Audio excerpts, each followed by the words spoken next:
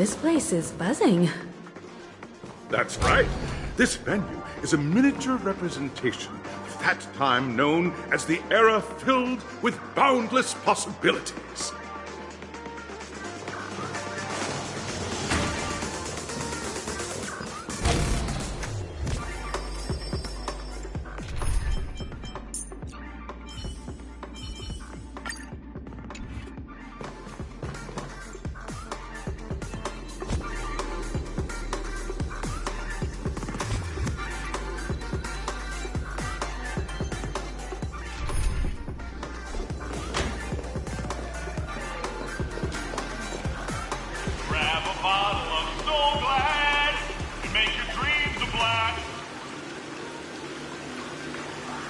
Nameless, your arrival reminds me of the grand occasion when Penacony was first established.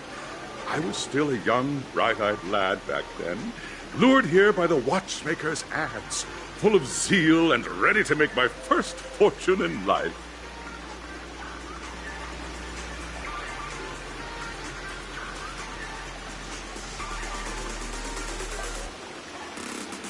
Once, during a particularly grueling day, I passed out and was resuscitated by a drink from Mr. Sousa. That sweet taste has since been etched in my mind, and that was what drove me to create the Soul Glad that we all know and love today.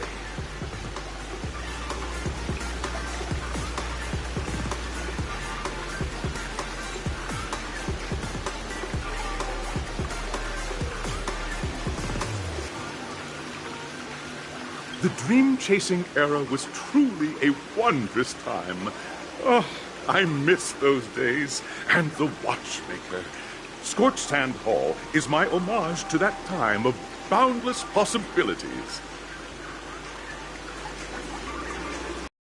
Wholeheartedly hope you make it to the finish and emerge as the next superstars of Penacony. Now then, is there anything you'd like to say before the competition officially begins?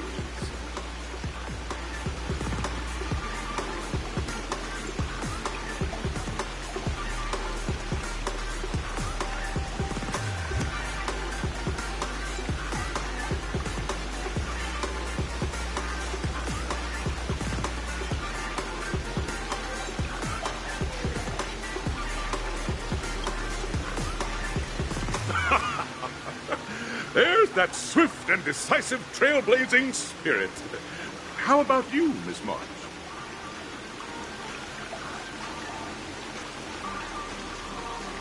Hello, everyone! Next up, get ready for the Mega March 7th Adventure, where I'm going to break the speed run world record!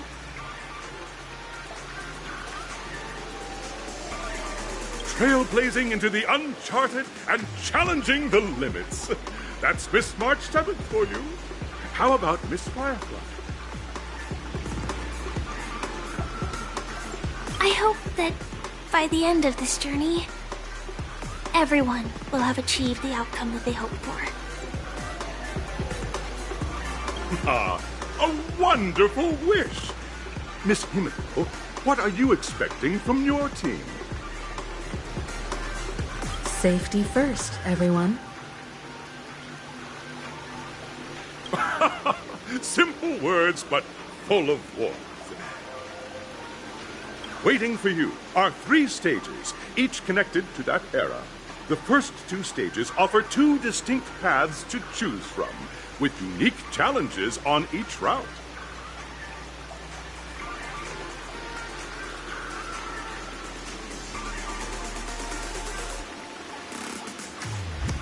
And in the last stage, you will face off against a champion who has defended the title to this very day. A beloved contender whose noble virtues are unrivaled.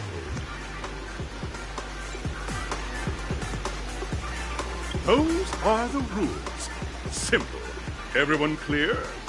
Now, I hereby announce that the 33rd Scorched Sand Festival of the 20th season, sponsored by Soul Glad Enterprises, has started.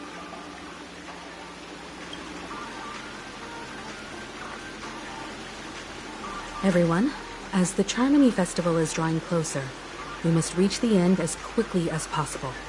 Factoring in efficiency and safety, splitting up into 2 groups is the best choice.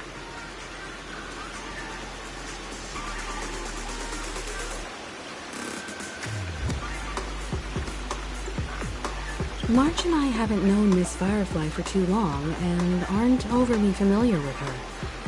It'd probably be better if the 2 of you paired up.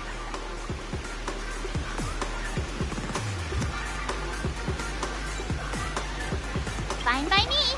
Let's do it. All right. I don't have a problem with that.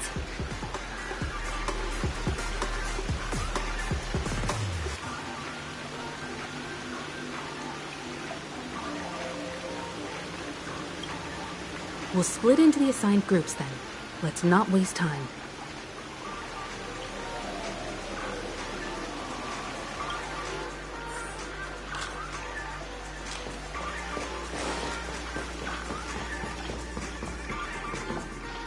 Welcome to the first stage of Soul Glad Enterprises' 33rd Scorched Sand Festival of the 20th season, Dream Play Fantasia! In this stage, you can choose between 2 challenges, the School of Acting or School of Action. In the School of Acting challenge, you have to complete 3 performances from 3 scripts and move the panel judges. In the School of Action challenge, you have to defeat 3 groups of enemies convincingly and reach the end. Now, make your choice.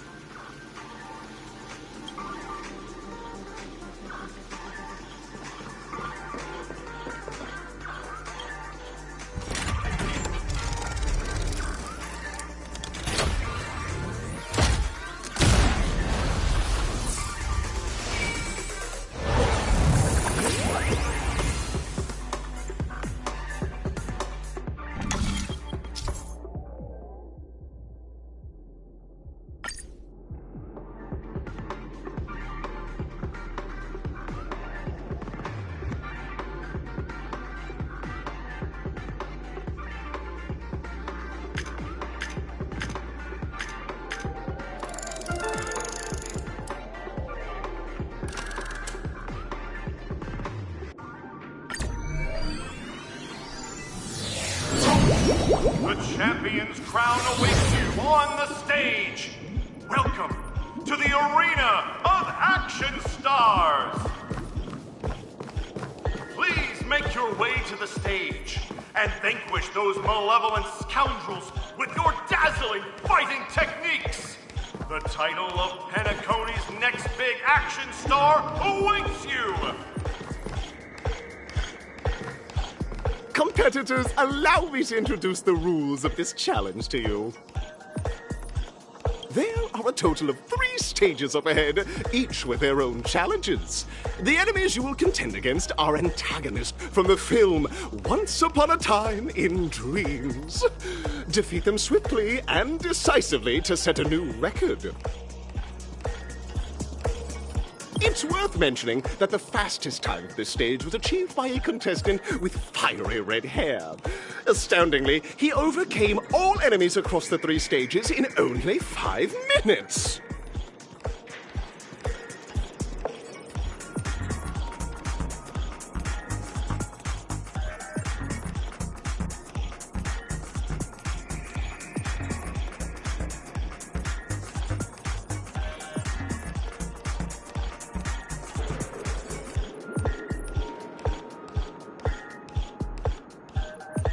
Time is of the essence. Let's make this quick.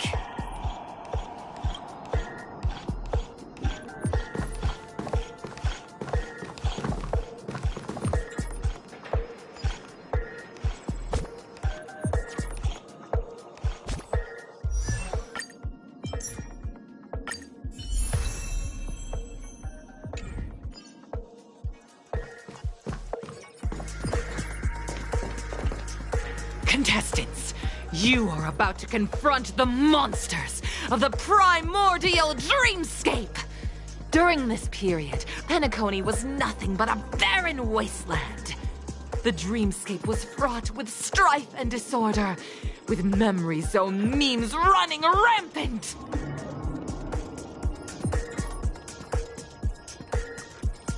As dream chasers who've come to Penacony, defeating them is your first step towards success.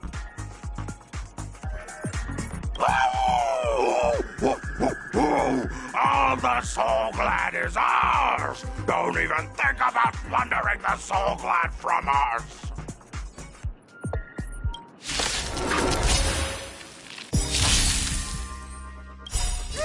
Don't come in! Move aside, amateurs. Fiends or devils, I'll crush them all!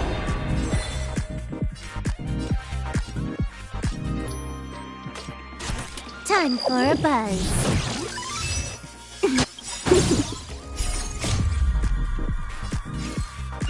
At this speed, too slow.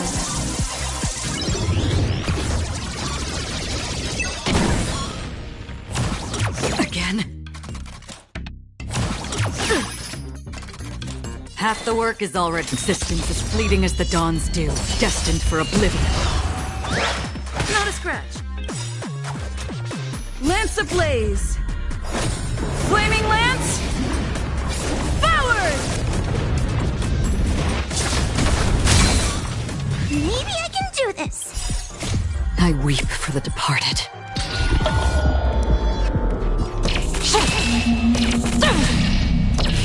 Dusk's reign, it too shall fall.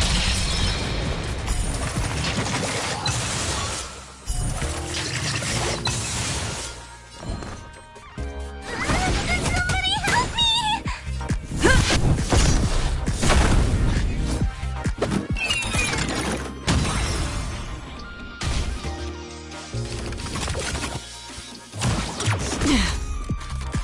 Can you let time for a buzz?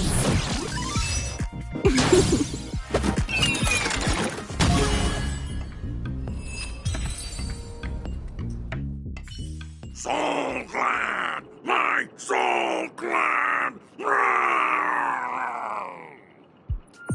Pretty simple.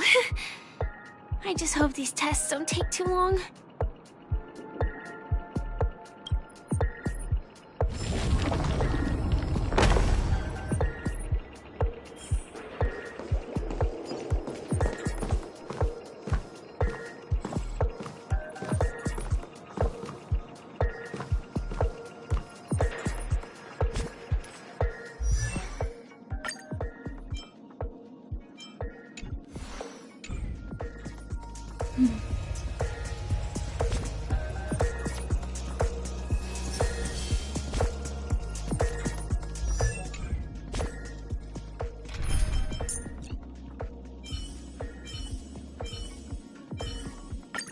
Proceed with caution.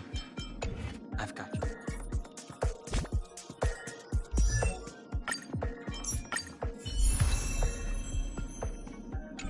Keep at it.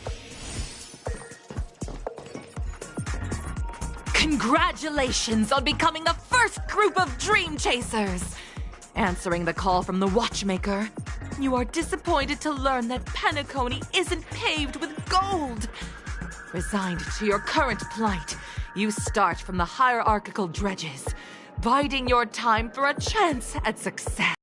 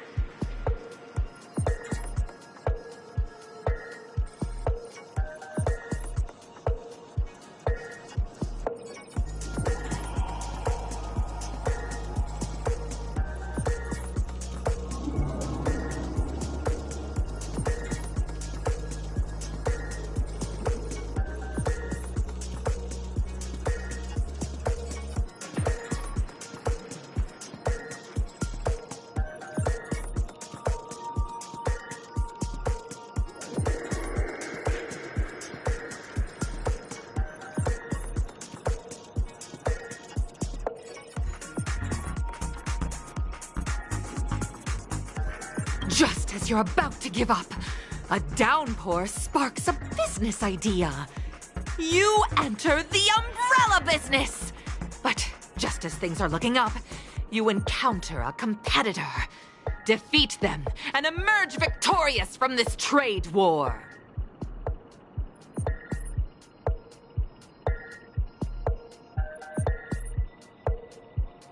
Why is our opponent so glad?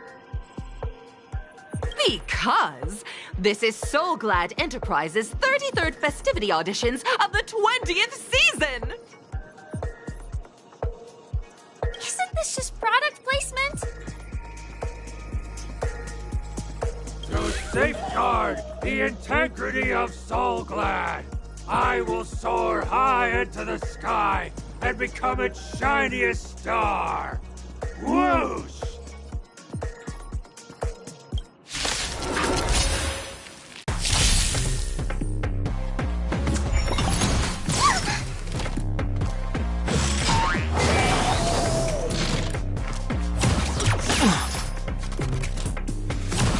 Just a scratch.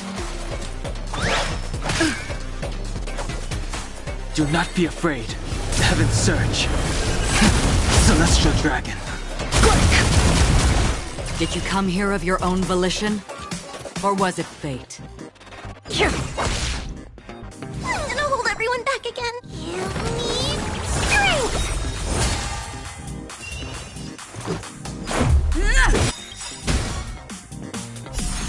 Rules are made to be broken.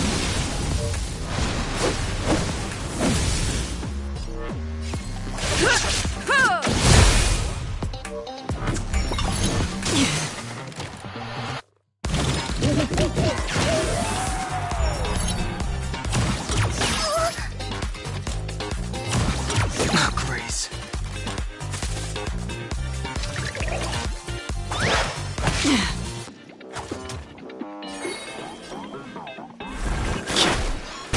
Another journey begins. Where are you going?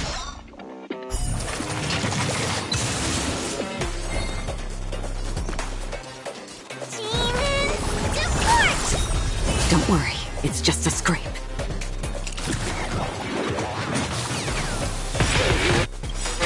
You dare Don't come any... move aside, amateurs. Fiends or devils, I'll crush them all! Awaken, dormant scales. Delve, hidden moon.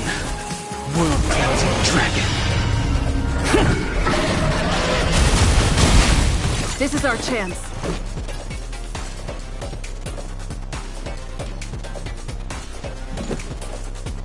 Take this!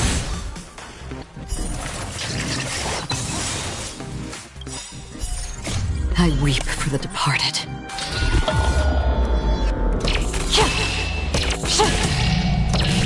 Dusk's reign, it too shall fall.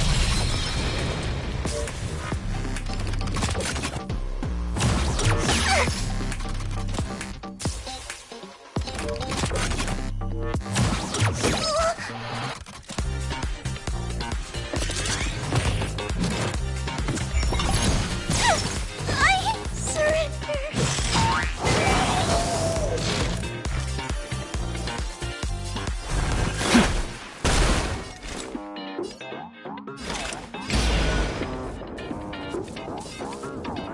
On the still waters of oblivion, I guide the wandering souls. Let's go. Bear up! Again?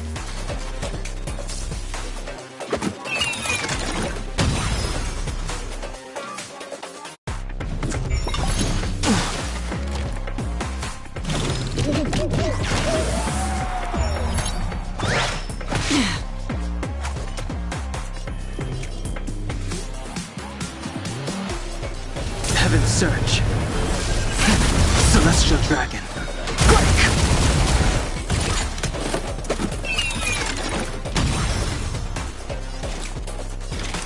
Existence as fleeting as the dawn's dew, destined for oblivion.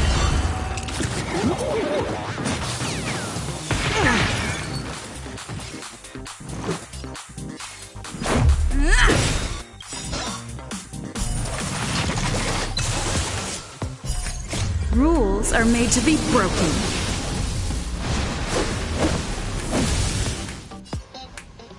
Decisive strike!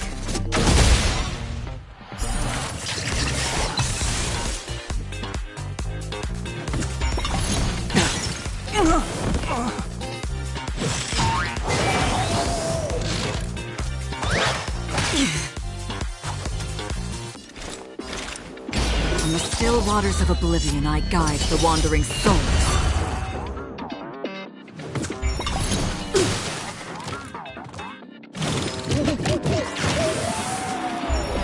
Let's make it quick.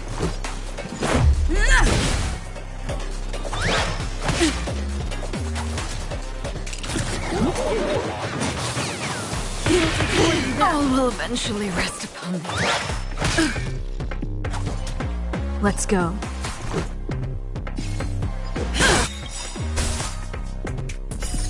Rules are made to be broken.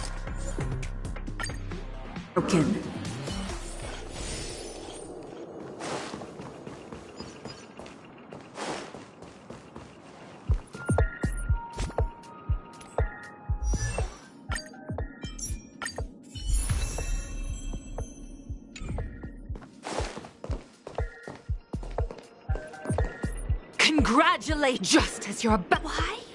Because. Isn't this just broad? To safeguard!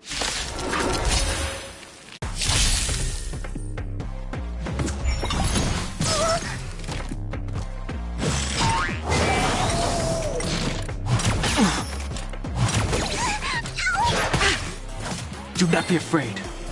Heaven's surge. Rise!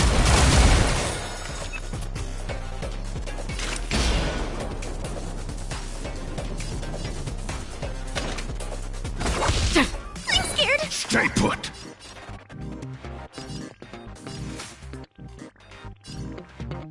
Get them!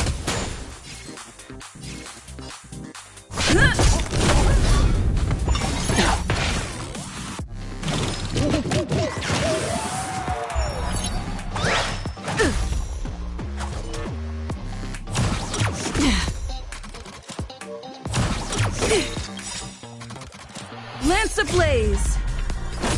Flaming lance! Forward!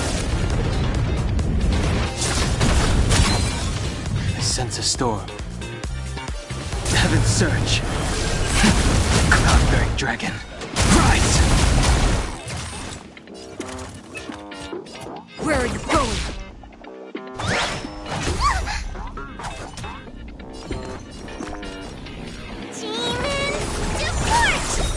Don't worry, it's just a scrape.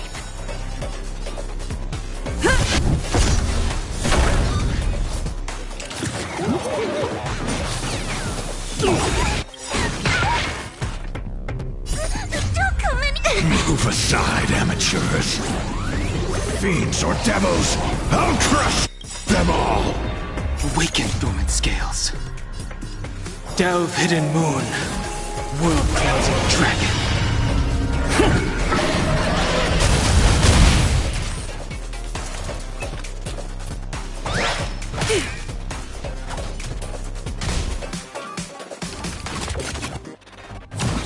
Not a scratch.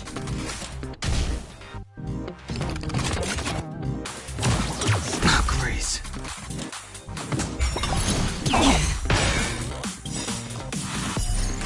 I weep for the departed.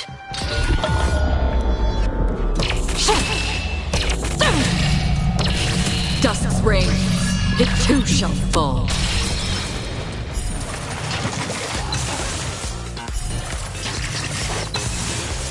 The times have changed beyond recognition.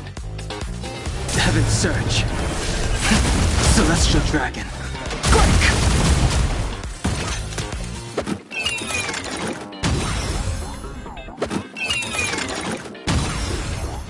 Did you come here of your existence as fleeting as the dawn's dew, destined for oblivion?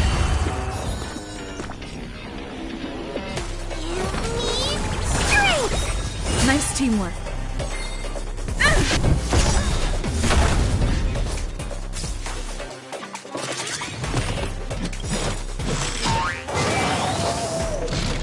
Lance ablaze! Flaming lance!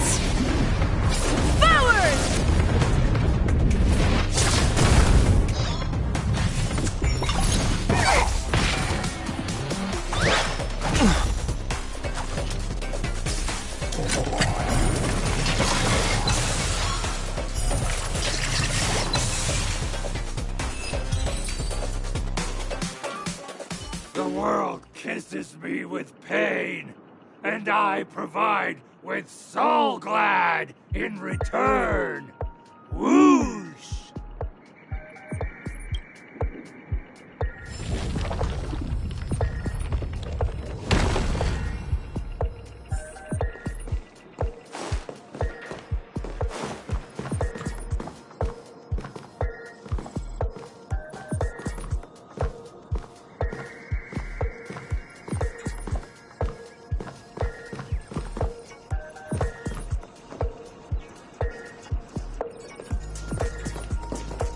Congratulations to our 2 Dream Chasers for establishing yourselves as budding stars in Penacony.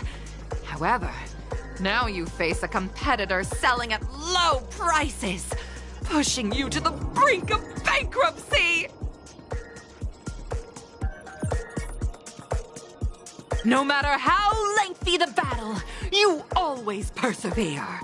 Topple this powerful opponent, and the tides will turn, paving a way to success! None will take my Soul Glad away from me. I will use the Transmutation Arcanum to turn into a dinosaur! Oh, dinosaur! Devour my enemies! Grab a bottle of Soul Glad and make your dreams a blast!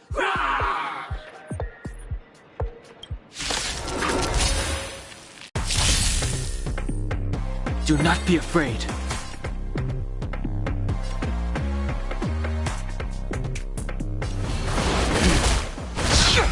Another from the still waters of oblivion I guide the wandering souls.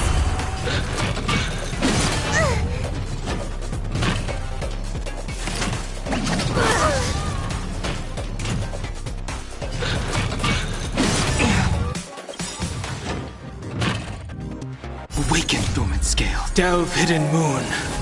World cleansing dragon.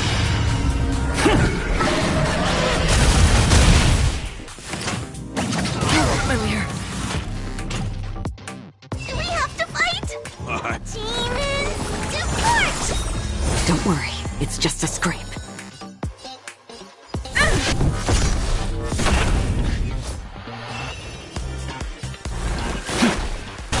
Did you come here of your own volition? Existence as fleeting as the dawn's dew, destined for oblivion. Inevitable. How familiar. Okay.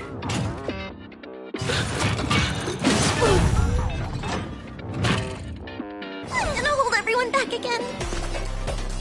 Give me strength! Don't come in. Move aside, amateurs. Fiends or devils, I'll crush them all! To the finish.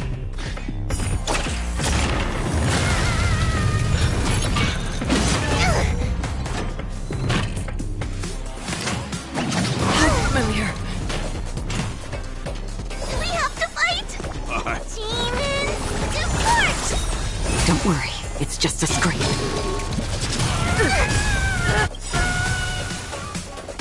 Lance ablaze. Flaming lance. Forward!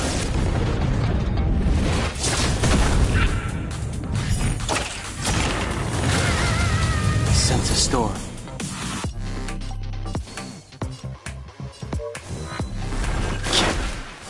I'm on guard.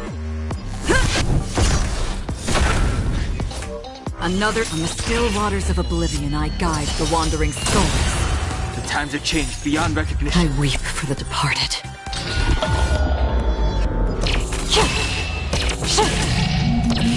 Dust's reign, it too shall fall. Heaven's Surge. Celestial Dragon. Awaken, dormant scale. Delve, hidden moon. World cleansing dragon. Maybe I can do this. Give me strength! Fracture! existence as fleeting as the dawn's dew, destined for oblivion.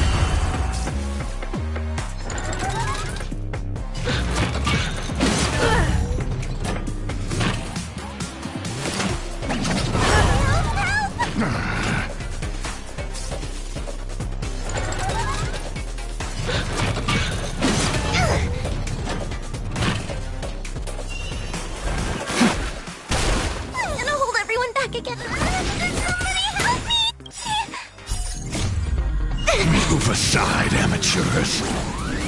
Fiends or devils, I'll crush them all! Did you come here from the still waters of oblivion? I guide the wandering souls. Lance at the ready. Lance ablaze!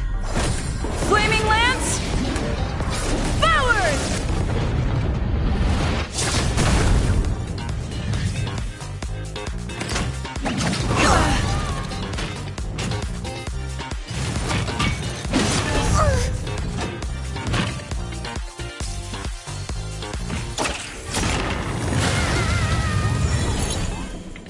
Heaven's Surge.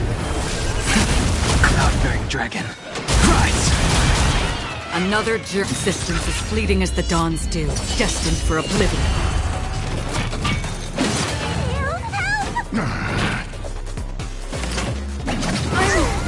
Okay.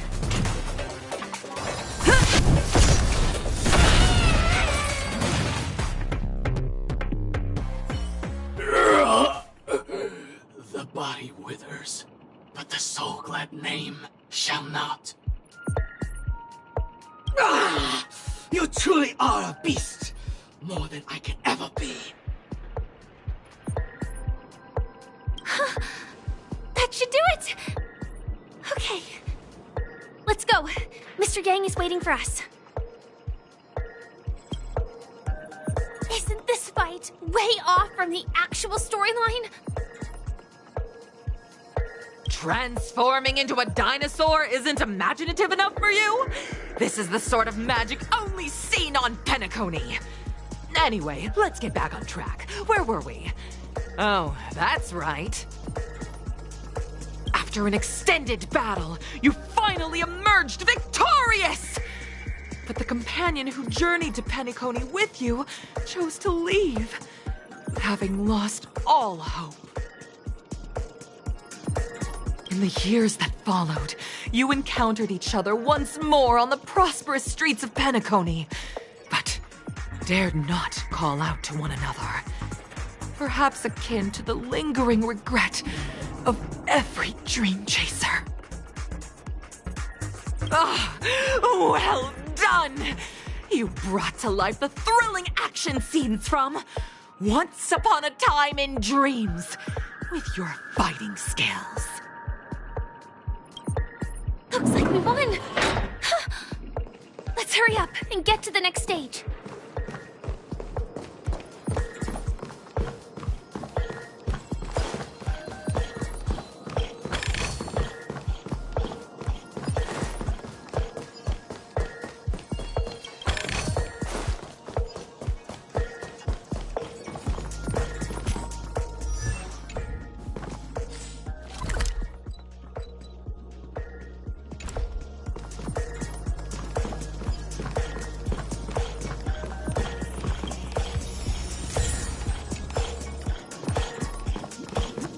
Congrats to both of you for clearing the stage, but more importantly, are you having fun?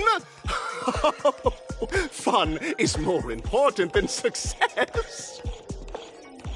Look at the time!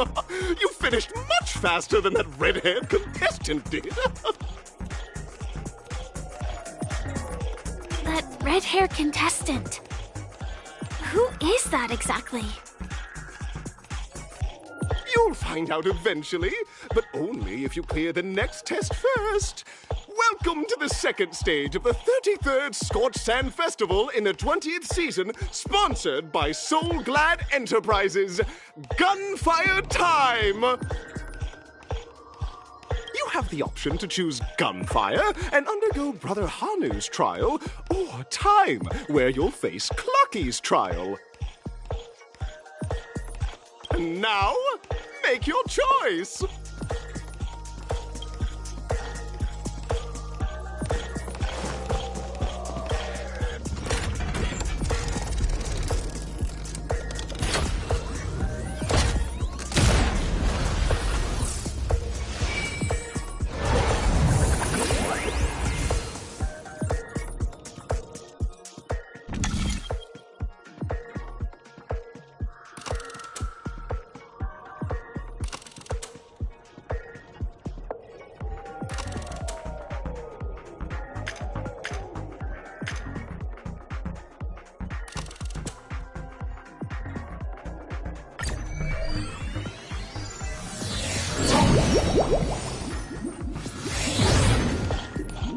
dear friends, welcome to the wonderful world created by the Watchmaker.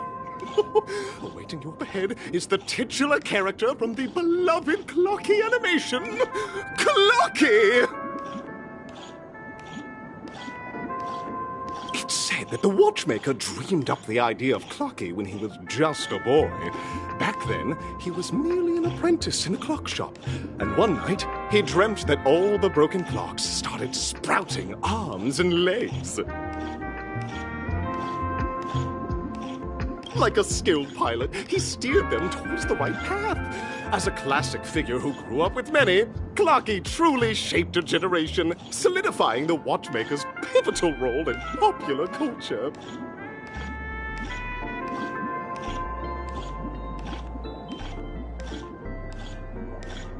Contestants, may you have a wonderful time with Clocky. The trial of time. I hope it won't waste too much of our time.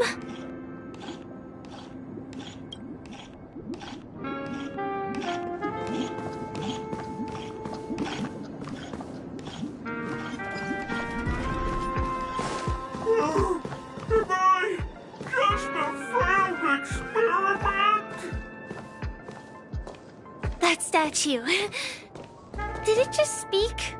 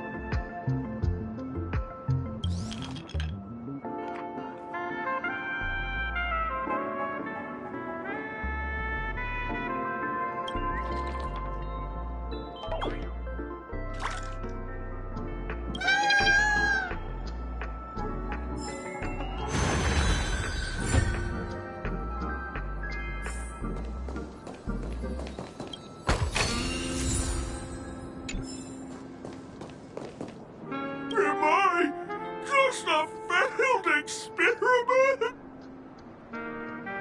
I'm just an expendable failure of a clock, aren't I?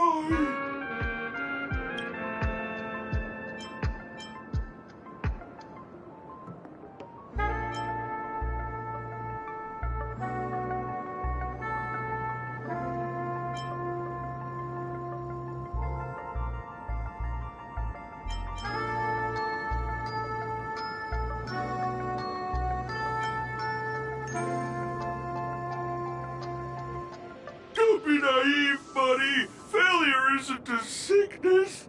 It's a sin. And sins can't be cured.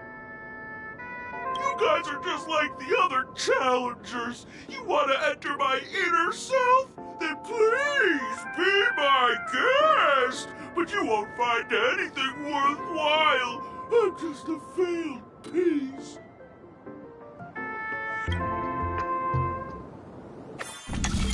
See? I'm just empty inside. Tick-tock! It's time for me to make an appearance! Clocky? I can also see him. Is this character part of the show? In Dreamville, Clocky is everywhere and can do anything! Like, right now, I could solve this problem with your big ticker pal, Tick-tock! I can't believe it's actually Clocky! Why would you come and visit a failure of a clock like me for no reason. You see, we're all clocks. We're family. I want to help you be happy. Tell your pal Clocky what's troubling you. I came across a startling revelation yesterday. Apparently, Dreamscape Ticker isn't the same as Clocky at all. It's just a discarded prototype from Clocky's early development. Please, just leave me be, Clocky. I just don't know how to face you, because I'm just a failure. Oh, dear. Seeing it like this is utterly heart-wrenching. But fear not. We're here to help it rediscover the missing parts of its inner self and guide it out of despair.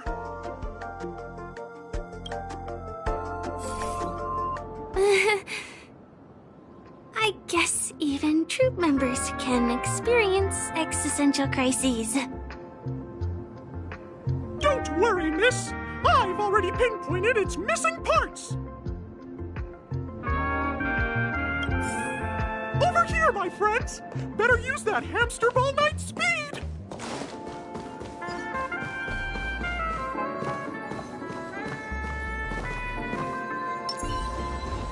Stream forth, the gleam of old blades. We're here!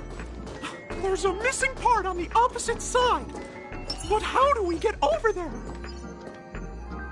There's also a dream side left here by a Dreamweaver. We're running out of time. We'll have to use it if necessary. This must be one of the missing parts that Big Ticker needs. That's great!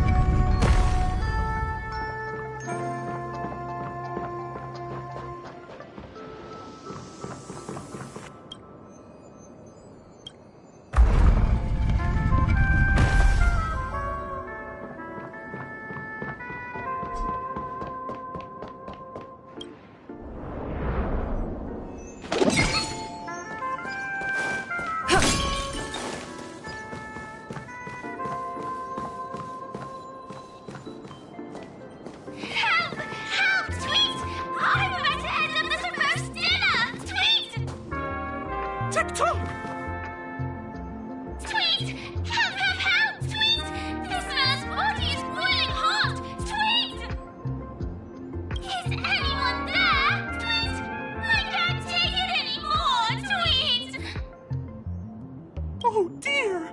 It's an origami bird! What's it doing in beyond Overcook's tail? Is that Clocky, Tweet? Please save me, Tweet! I'm being roasted alive, Tweet! A roasted bird? Oh! This is horrible! Let's save it, quickly!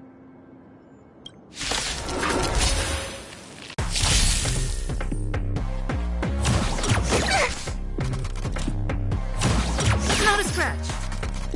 Do not be afraid, Heaven's Surge. Celestial Dragon. Break! Awaken, Lumen Scales. Delve Hidden Moon. World-cleansing Dragon.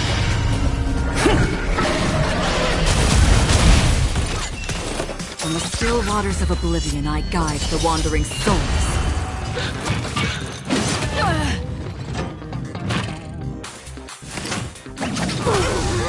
You dare attack me?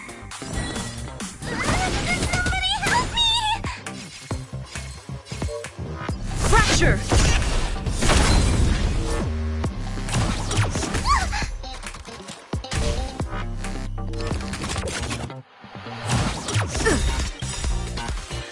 Lance ablaze! Flaming Lance! Forward!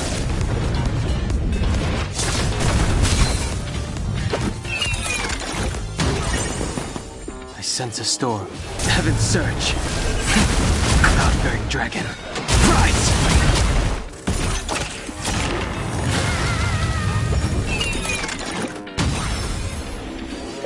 Existence is fleeting as the dawns do, destined for oblivion.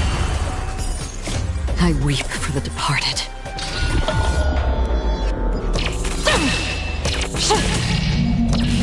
Dusk's reign, it too shall fall. Demons, depart! Don't come in. Move aside, amateurs. Fiends or devils, I'll crush them all! Lance up the... I wish not to eat Heaven's surge.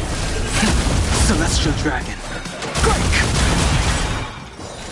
On the still waters of oblivion, I guide the wandering souls. Awaken dormant scales. Delve hidden moon. World cleansing dragon.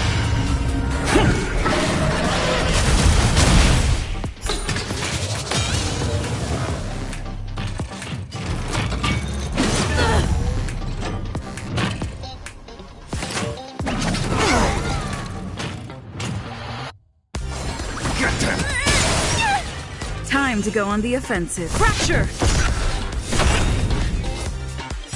Lance ablaze! Flaming lance! Forward! I sense a storm. Did you come here of your own? Existence is fleeting as the dawns do, destined for oblivion. Reach the end of the story in your own way. Thank you, guys! Tweet! I feel I'm about 70% cooked, tweet!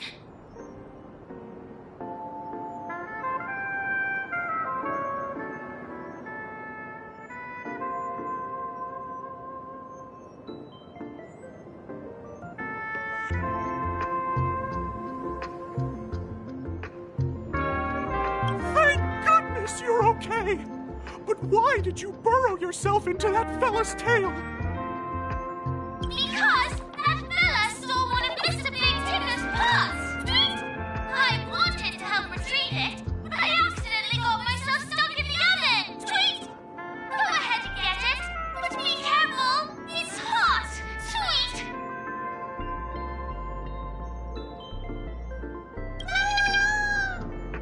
An inner self fragment belonging to the Sweet Dreams troupe?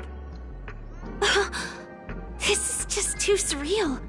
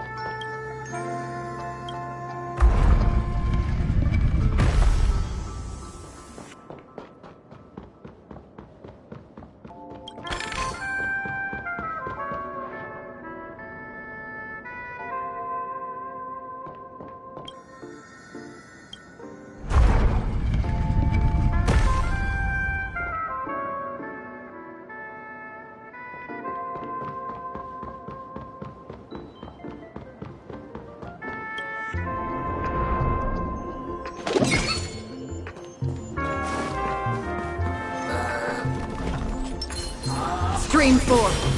Gleam of old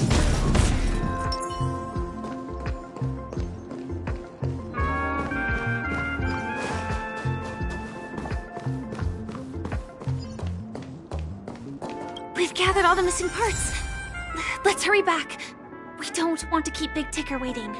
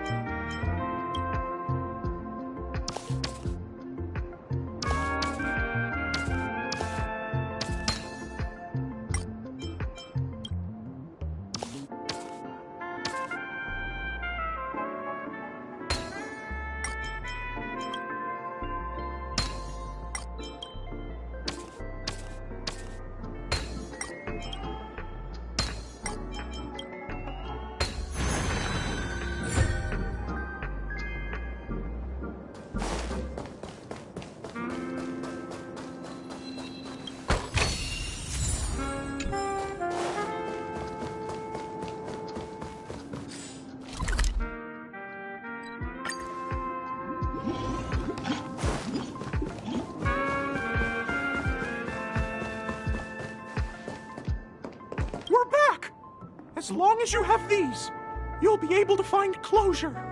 Tick-tock! Wow! This sudden surge of joy! It's working! Tick-tock! Next, we just need to enter its emoscape, help connect its pathways, and we're done!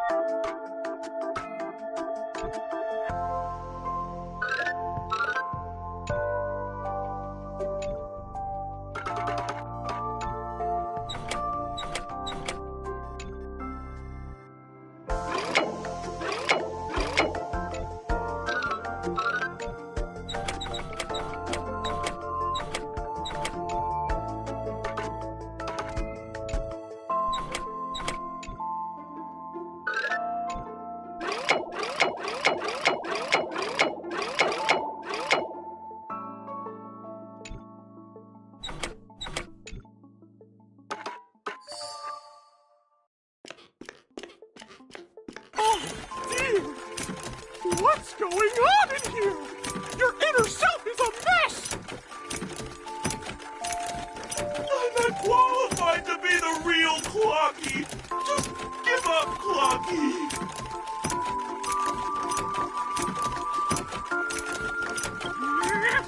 No! This is unacceptable!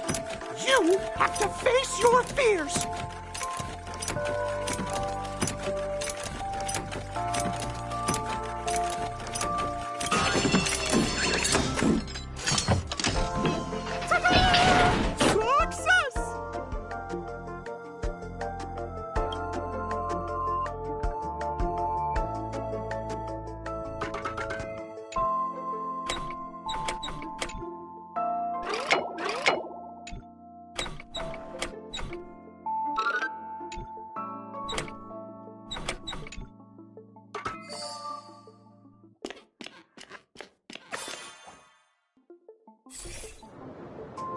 Oh, thank you, Clocky.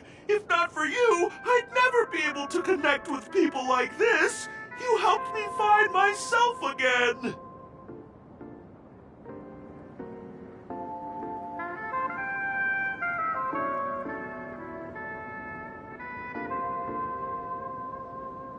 No problem at all. As the guardian of Dreamville, it's what I'm here for. Tick-tock! Oh, my friends, you still have other important things to do, right? Go forth, my friends! When the moment comes, all the Dream Tickers and I will cheer for you!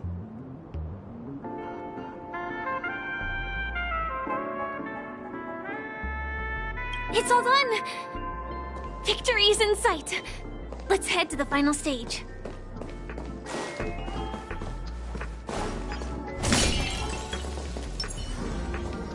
Stream forth, a gleam of old flames.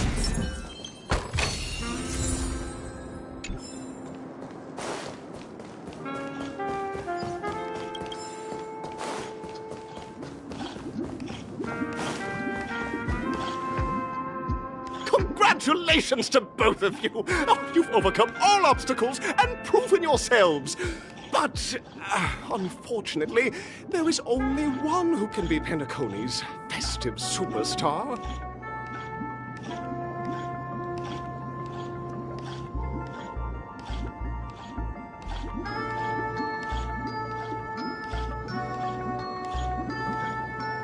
In the final stage, you will face the defending champion. If you fail, you will lose the opportunity to become the festive superstar.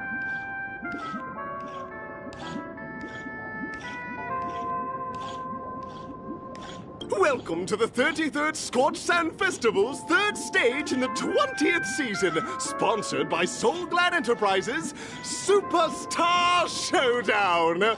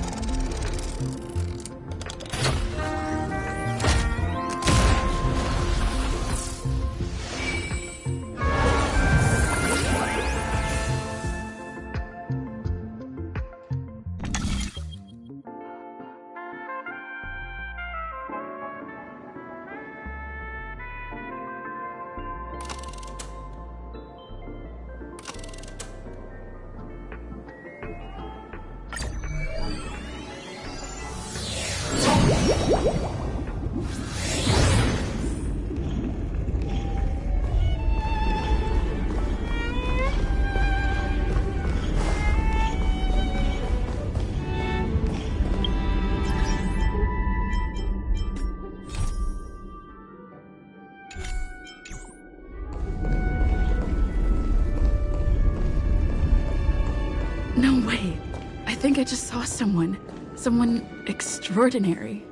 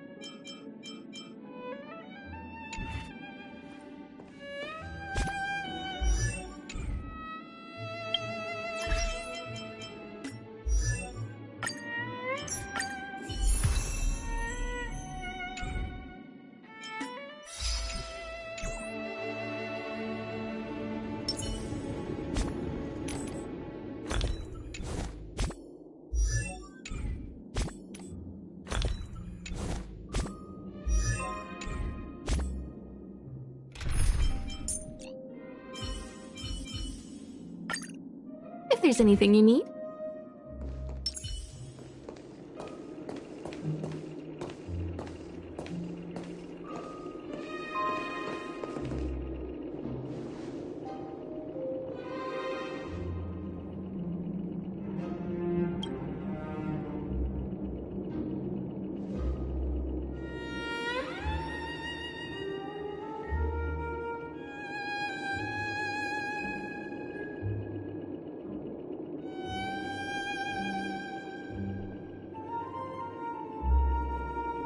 Are you a Knight of Beauty?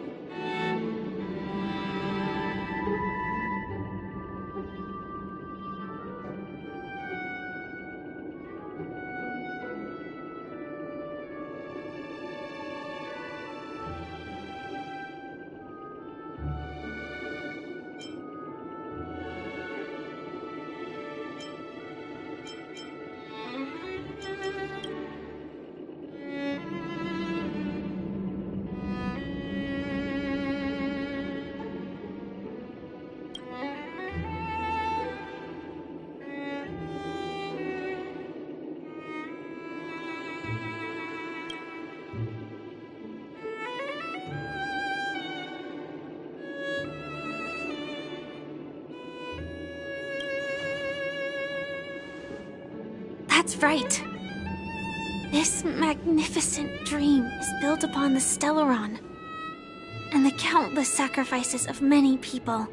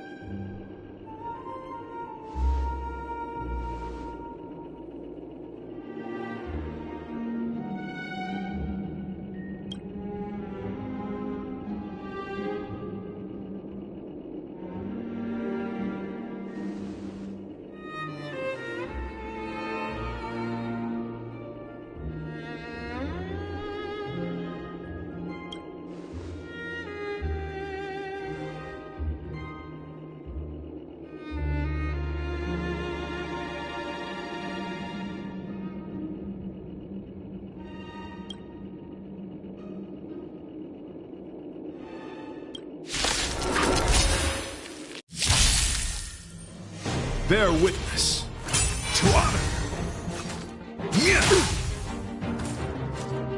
I don't think I can do this. You have Give me strength. Much better. Take this! Fleeting light, roaring flood.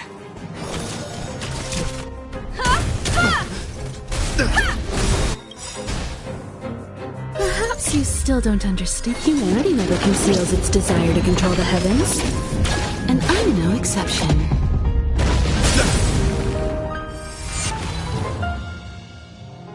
Let the duel commence. My gallant friend, put forth all your might.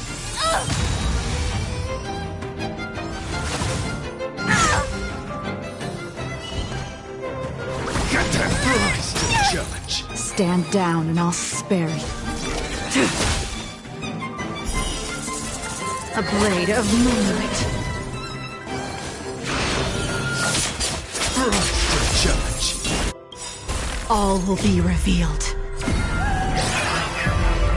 In lunar flame! The flesh!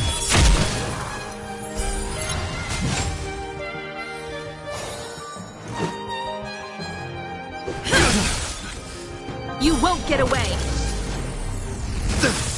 Rise to the challenge. I have something for you. One at a time!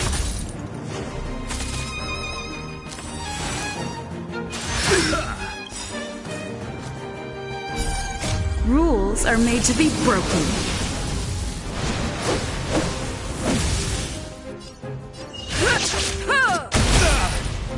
Pledge thine loyalty. Behold, this symbol of pure beauty.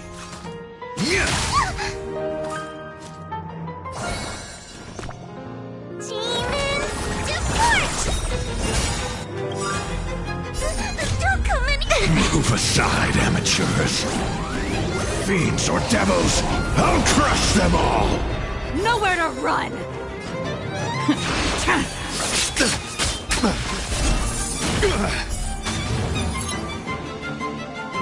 Let's make it quick.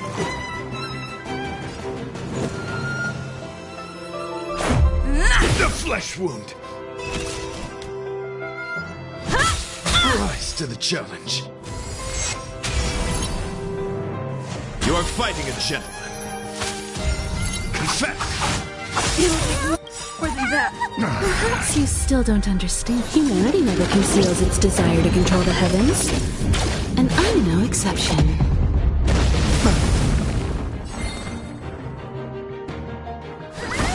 Rise to the challenge.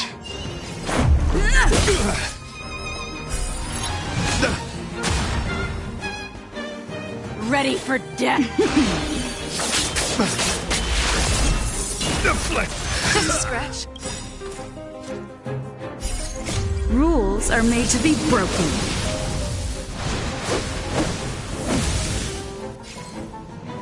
You don't say you're welcome. You won't get away.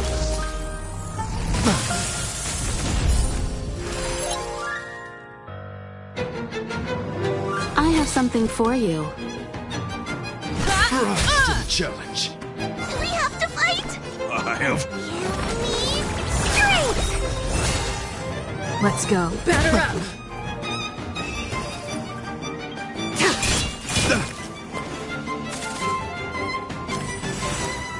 My gallant friend, put forth all your might. Bear witness to honor. All will be revealed. In lunar flame! Time for a detailed overhaul.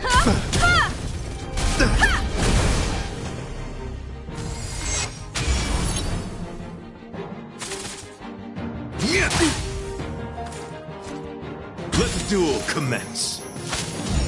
I'm gonna hold everyone back again. Demon, depart!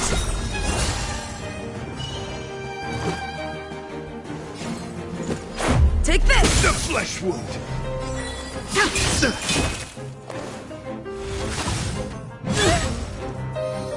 My gallant friend, put forth all your might.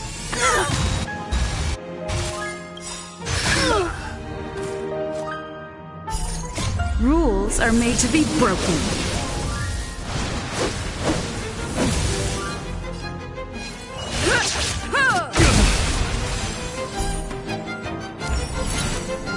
Behold, this symbol of pure beauty. You are fighting a gentleman. Combat is a series of precise machinations. Perhaps you still don't understand. Humanity never conceals its desire to control the heavens. And I'm no exception. Do we have to fight? Why, of course. Strength! Much obliged. Don't come in! Move aside, amateurs.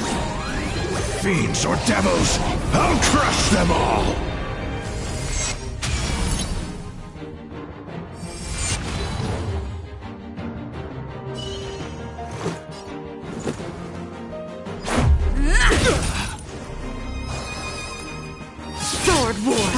to the challenge. Confess!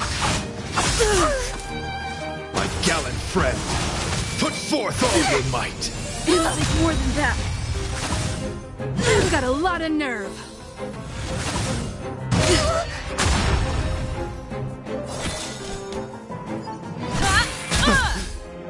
I'm gonna hold everyone back again. Demons, depart! Much obliged. Rules are made to be broken.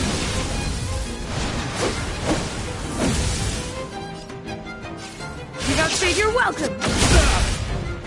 You won't get away! Let the duel commence.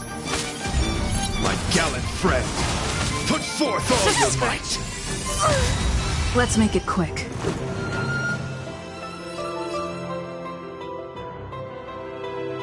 Batter up! Rise to the challenge. All will be revealed. In lunar flame!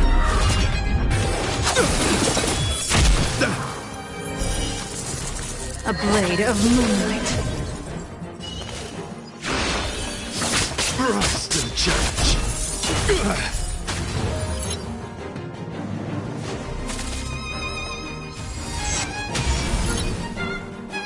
Bear witness to honor. You are fighting a gentleman.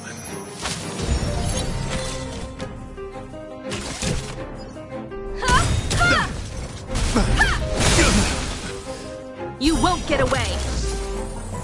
Rise to the challenge.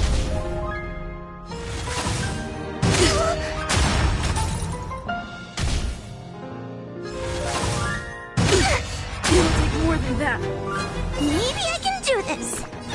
Give me strength! Much better.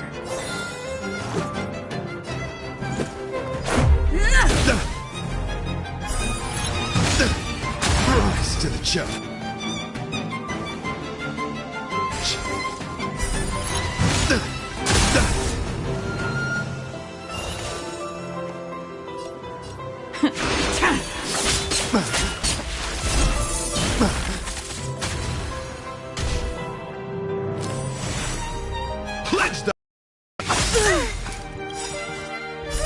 Don't come any.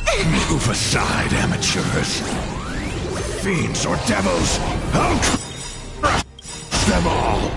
Perhaps you still don't understand. Humanity never conceals its desire to control the heavens. And I'm no exception. Rules are made to be broken.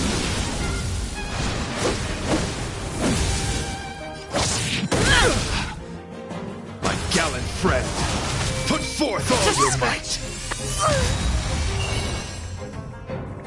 Get them. Rise to the challenge. Let's make it quick.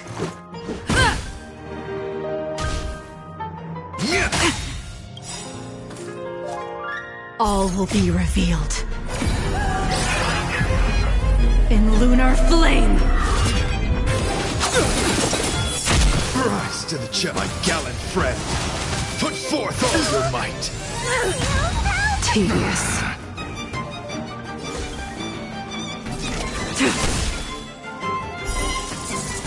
A blade of moonlight.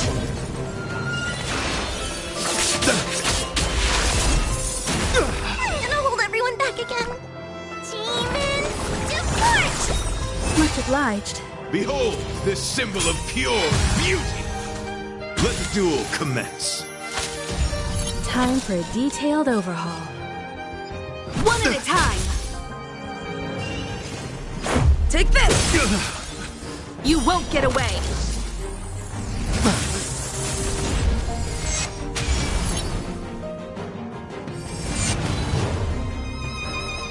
Blade fodder. Rise to the challenge. Confess. My gallant friend, put forth all your might. You've got a lot of nerve. Do we have to fight? Why, of course. Give me strength! Much obliged. It'll take more than that.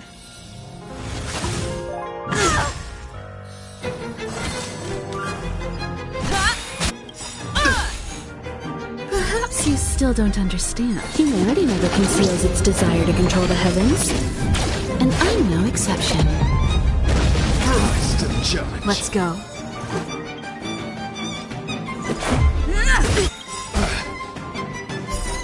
Rules are made to be broken.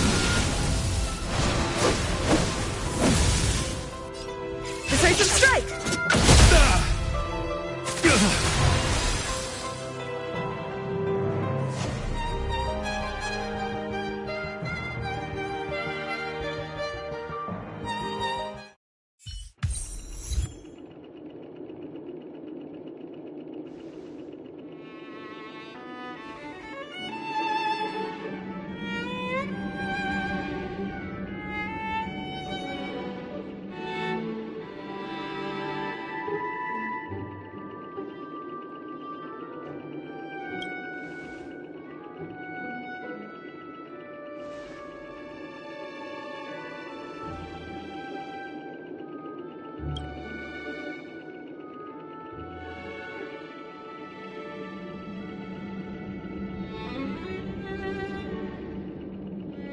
We don't have much time.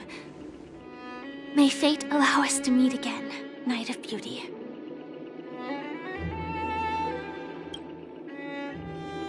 In that case, let's make our way to the end. Penacony's really thronging with talent. I hope we make it in time. Keep at it.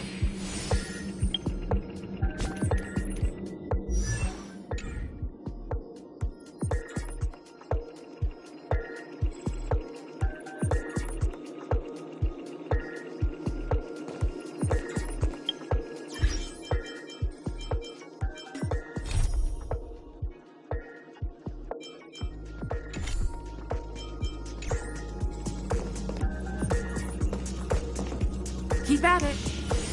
Keep at it.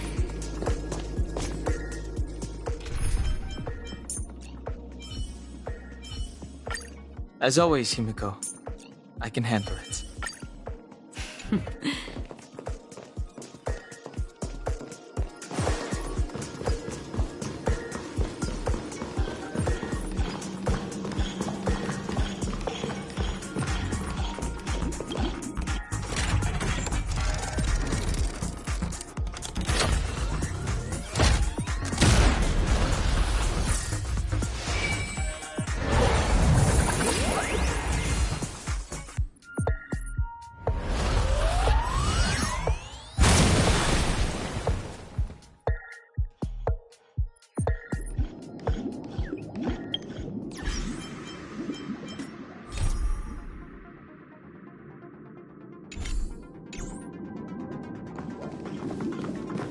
Congratulations to the Galactic Baseballer and Firefly on becoming this Scorched Sand Festival's champion! We look forward to their amazing entrance in the Charmony Festival! Let's give a round of applause to our aspiring young guests!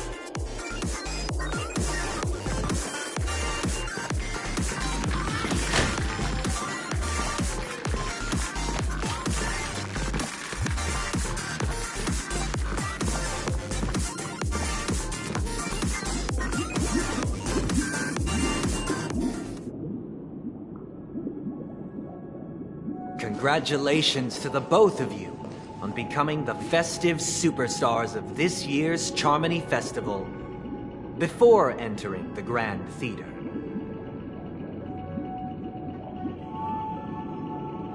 I, on behalf of the organizers, extend my sincere congratulations to you, wishing you joy under their radiance.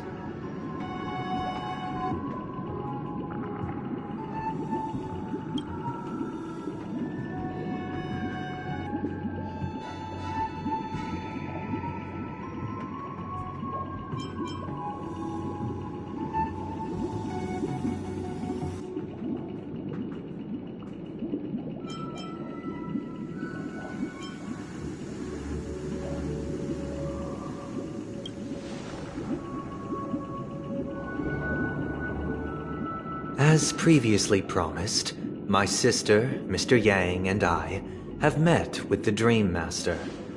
We delved into the truth about Penacony and its Stellaron, and have come to a consensus. Both I and the Oak family cannot acquiesce to your request. Just as expected. We acknowledge the perspective of you, Nameless. Penacony does require change, but not as you propose. The planet of festivities cannot and will not revert to a place characterized by chaos, disorder, or anarchy.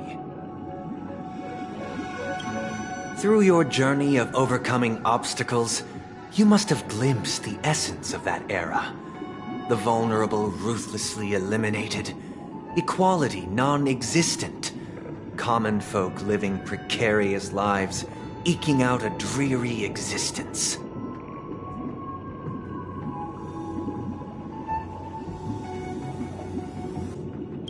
Ultimately, only heroes like yourselves manage to achieve success.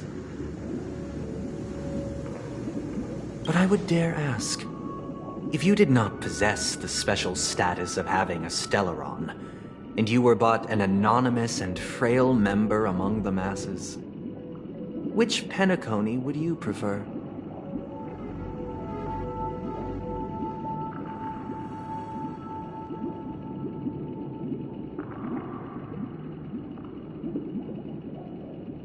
A dystopia for the survival of the fittest, or a sweet dream paradise for all?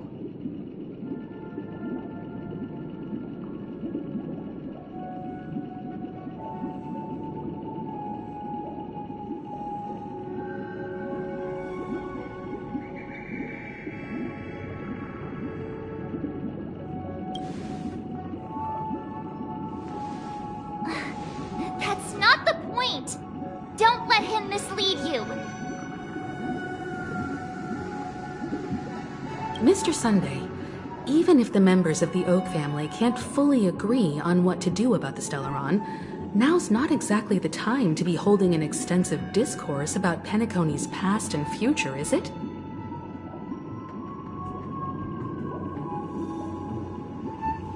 The Stellaron issue concerns the life and death of everyone on Penacony.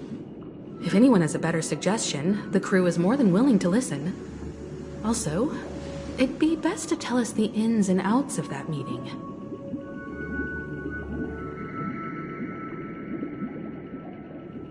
This way, we'll at least know what Welt and Ms. Robin are dealing with, and the reason why they failed to make our appointment. Ah, Navigator. That is precisely my intention.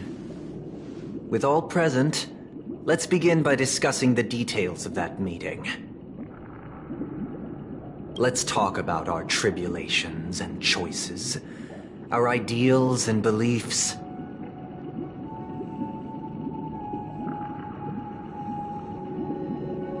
And our final course of action. The only path to take.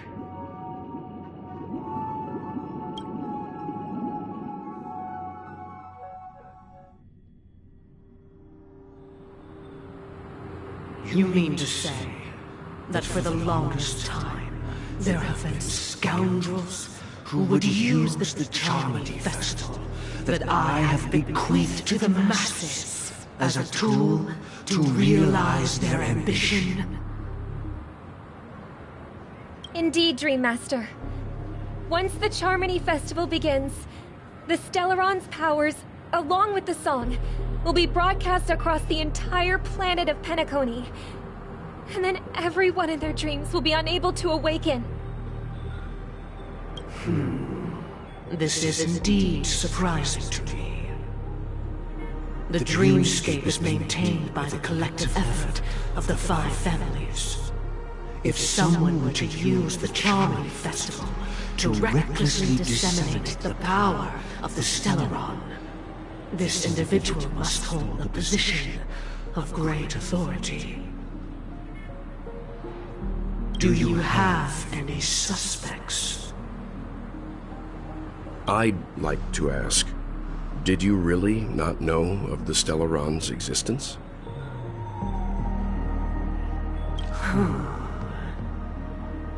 I would have never thought that this nameless would point the spear at me. Quite astonishing indeed. If I have offended, the Astral Express extends its sincere apologies. But the current circumstances are dire and leave no room for meticulous inquiry. We're doing this out of concern for the Dreamscape's safety. So, if you could, please alleviate our concerns. Dream Master, it's just to prove that the Charmony Festival has nothing to do with the Stellaron. If we're being overly cautious, I will return to the stage to offer tribute in song, just per the arrangement.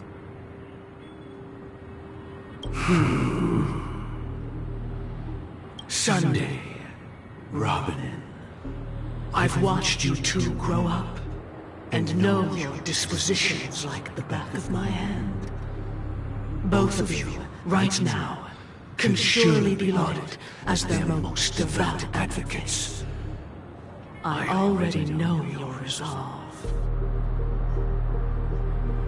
The magnitude of this matter is enormous, and cannot be taken lightly. Since Mr. Yang has asked with such earnestness, I will personally respond in kind.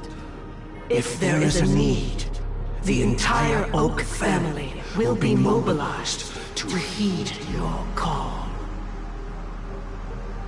Someday, might I ask you to beseech them to cast their light unto me, and question me in their stead, so that no lies may be concealed? I will do as you command. Robin, could I entrust you to be present as a witness, to document the truth, and to proclaim my innocence, so that all slander may be utterly dispelled? I will do as you command. May thy will be carried out on earth, just as it is in the heavens. Oh, triple-faced soul, please sear his tongue and palms with a hot iron, so that he will not be able to fabricate lies and make false vows.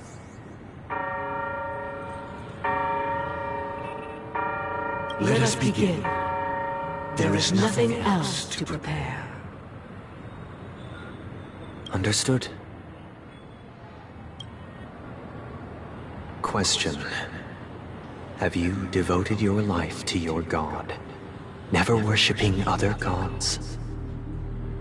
Naturally. Do you love your god as you do yourself, always heeding their admonishments? Naturally. Have you strayed from the path expected by your god, betraying their name? Never. Have you ever been inordinate with your asks of your god, coveting more than the foundation of the creation itself? Never. Then, a final question. Do you swear to fulfill all vows, past, present, and future? With the Eon as my witness, if I do not deliver on my words, or if I renege on my vows, may I be cursed in accordance with divine law. They have seen your faith, and have endorsed your faith. With this, it can be evidenced... Just a moment. What is it, Mr. Yang?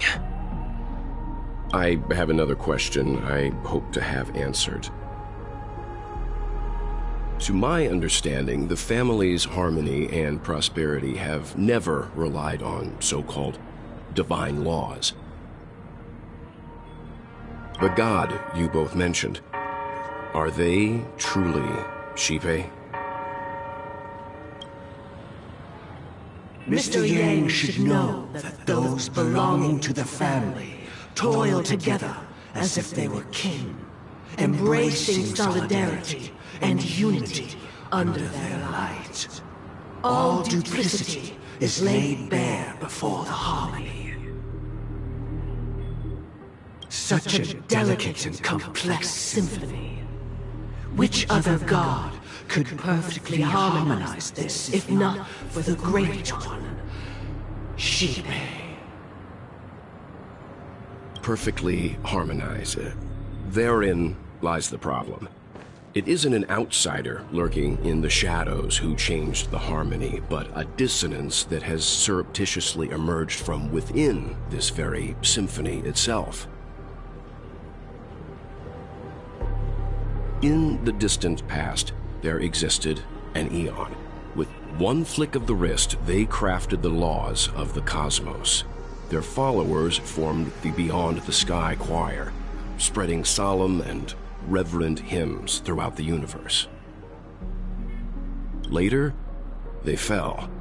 The route traversed by this eon clashed with the harmony, ultimately being absorbed and fused into it. The chorus that once reverberated across worlds fell silent, and when it echoed anew, it was transformed into the hymn of harmony. Though an eon may perish, paths with no masters still linger. In the all-forgiving harmony, echoes of bygone dissonance may subtly arise. Mr. Yang, being overly astute can be a detriment, especially when you find yourself alone and without allies. So this is how it is. For the sake of our grand cause someday, please afford these two an opportunity to rest. What?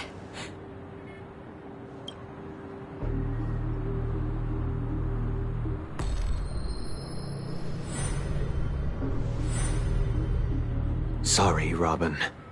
It's just you. I did not wish for you to know this. It's a pity that things have turned out this way. So, this is the true reason I can't sing? The shadow that envelops Penacony is actually... We were never children of the harmony. Our ideal paradise could not have been crafted by Xipe. True bliss can only be guaranteed by the one who transcends the many. Within the foundation of law, humanity establishes civilization, and through harmony, we obtain order.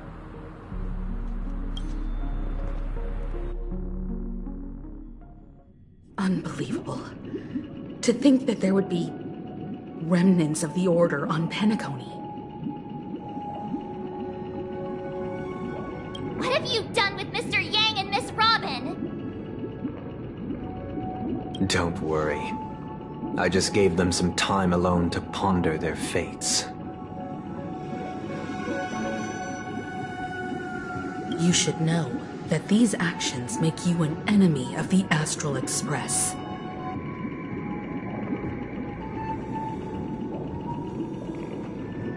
Should we need to stand against the Nameless, it would only be myself and the Oak family involved. But we haven't reached that point yet, have we? Your efforts for the justice of Penacony are evident to everyone, and have been widely observed.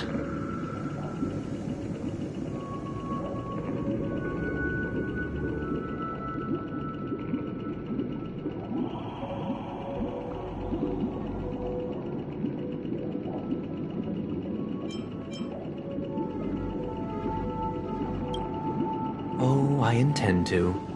But that hinges on the outcome of this negotiation.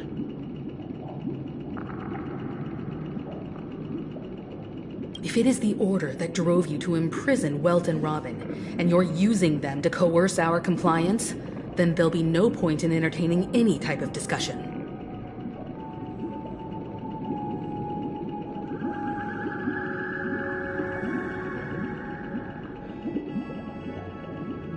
You're mistaken, Miss Himiko. They are in very safe hands, and just as the family has always proclaimed, no one can be harmed in the dreamscape, least of all in the beautiful new world belonging to the Order. Penacony and the entire universe have witnessed far too much innocent bloodshed. The strong wield their blades against the weak, and the victors push the vanquished to the brink of life. Natural selection. The world abides by this principle, establishing the well-being of humanity atop the corpses of the downtrodden. Only we, or rather, I, possess the power to put an end to this farce. So you've decided to resurrect a dead Eon? No one's ever done such a thing.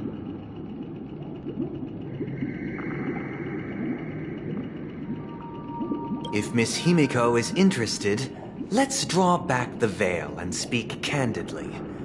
I've always firmly believed that people can understand one another through peaceful means.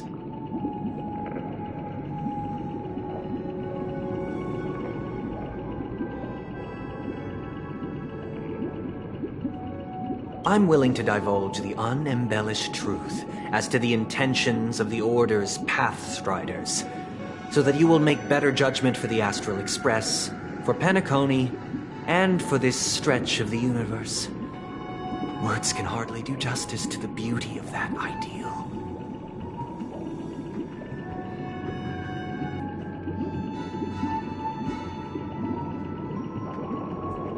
So, come with me, everyone. Let us retrace our steps and see once again where this road leads.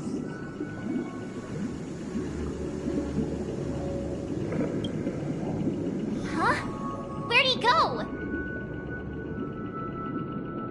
Welcome. This isn't any location in Penacony's dreamscape. It's my inner world. The reason the scenery before you remains unchanged is because your consciousness has drawn on similar concepts to fill in the gaps.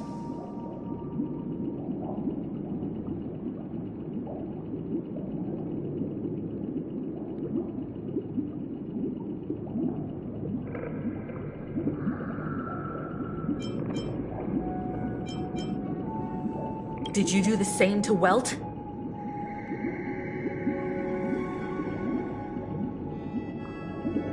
It's a tuning process. Stronger in effect and more draining on the mind. The gray-haired guest has experienced it before, so she should understand what it entails.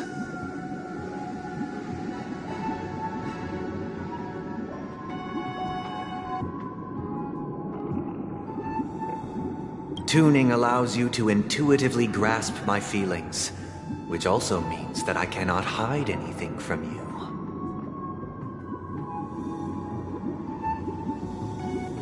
Now, everyone, please look at the huge screen. The road we once took begins here. From this point on, you will witness the numerous decisions I've faced. I've selected a portion of these to share with you.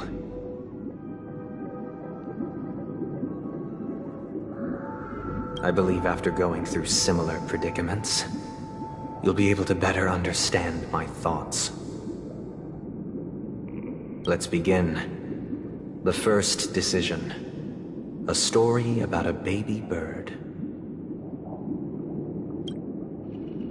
This story happened when Robin and I were very young.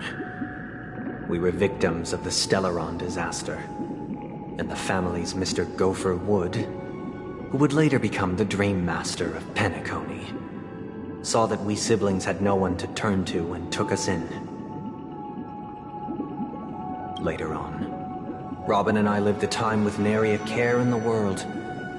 One day, after dinner, while my younger sister and I were lounging about in Mr. Gopher Wood's yard, we spotted a fledgling Charmony dove all on its own.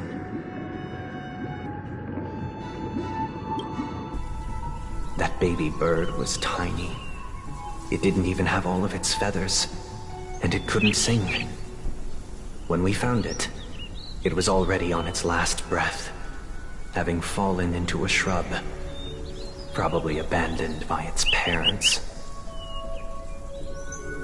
We decided to build a nest for it right there and then.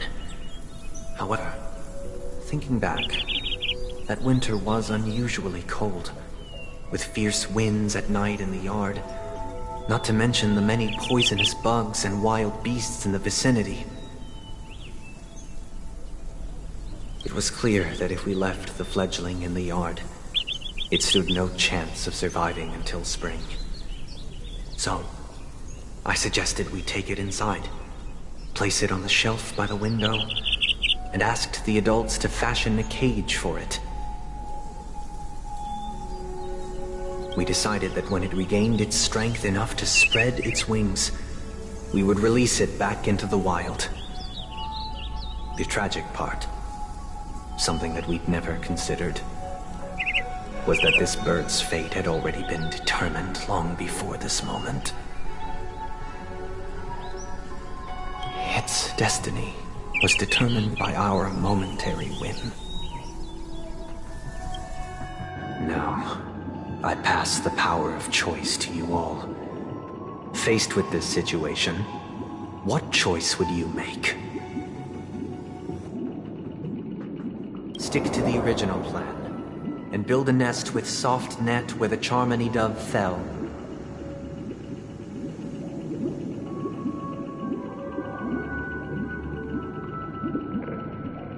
Or build a cage for it, and feed it, giving it the utmost care from within the warmth of a home. I eagerly await your answer.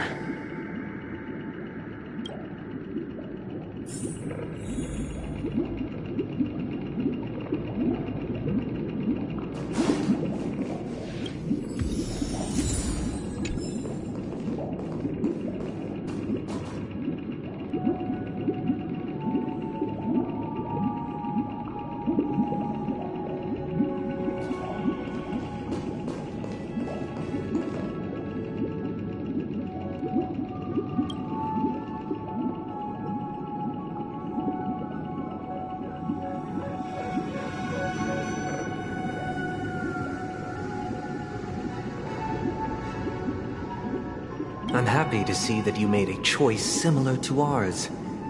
If your mind is made up, let me reveal the outcome of this choice.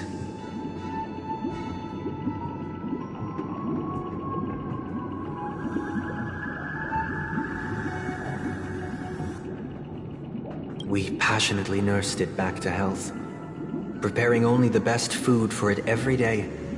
We even preened its feathers. Later, on the day that Robin left Penacony, we opened the cage door and let it fly back into the sky. I watched it for a long while by the window, probably about 3 or so days.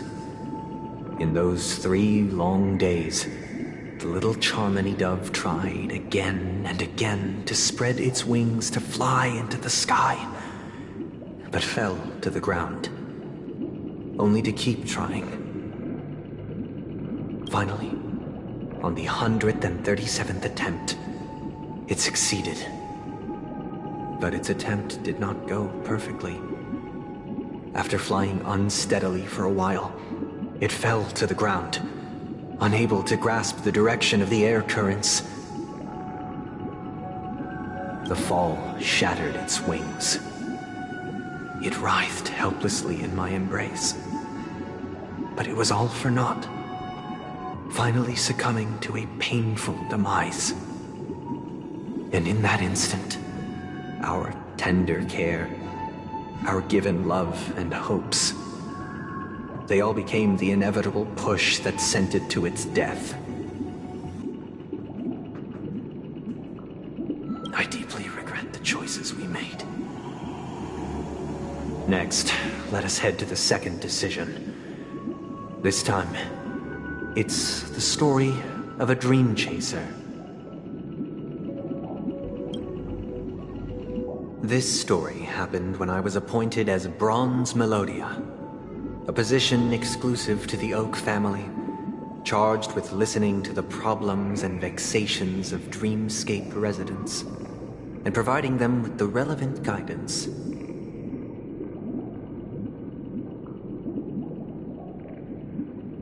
It was during that period that I had the opportunity to hear voices from all corners of the dreamscape. Joy, sorrow, arrogance, regret. The complex tapestry of human nature that formed the world. And I was fortunate to catch a glimpse of it. He was a dream chaser and an illegal stowaway. Just like the rest of them, he came to Penacony in search of a better life, except that, to most people, the price he paid. I suppose you... He told me, I sold everything I could at home. The house, the land, even his 2 children. He said he could not afford to raise them, and that at least they could eat if they lived as slaves. He had a plan in place. He would buy back his children once he had made his fortune, and enjoy Penacony's beautiful dream with them.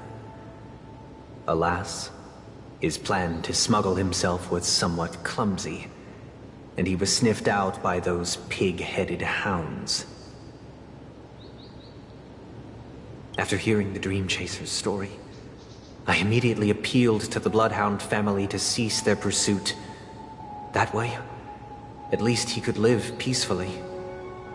But I was still too naive to the ways of the world. I did not anticipate that what I thought was a kind gesture would later lead to dire consequences. I'll tell you the outcome soon. For now, I'd like you all to make a choice. Will you do as I did, and try to convince the Bloodhound family to stop their pursuit, so that the Dream Chaser may live peacefully and realize his wishes? Or will you remain silent, leaving him to languish while the hounds are hot on his heels, until his inevitable judgment arrives? I look forward to everyone's decisions. Who knows? Perhaps they might even alter the outcome of this tragedy.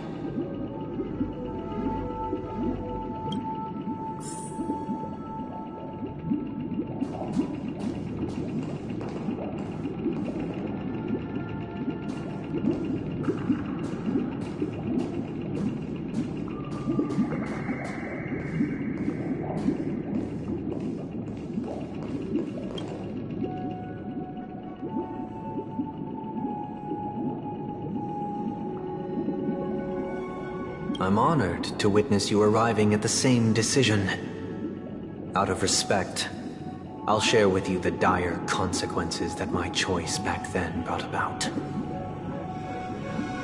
First, the outcome. He attained major success.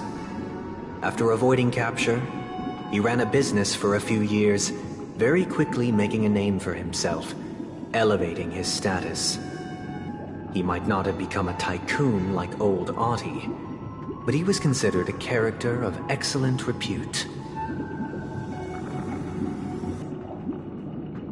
Now then, did he realize the wish he set out to achieve? No. The last time I saw him was in the real world, where the hounds were going to permanently exile him, and I was the accompanying bronze melodia. The mission was simple. Listen to the criminal's repentance. He told me the reason he was in this predicament was because he conspired to usurp the head of the Alfalfa family. When I asked him about his 2 children, he instead responded with a question. What children? In the end, my heart aligned with the harmony, and the good deed I dared to undertake held no value, turning instead into a wrongdoing. It created a lamentable oppressor and countless oppressed individuals. As to your choice, I once again offer my heartfelt apologies. Next comes the third and final decision. And the story this time is my own.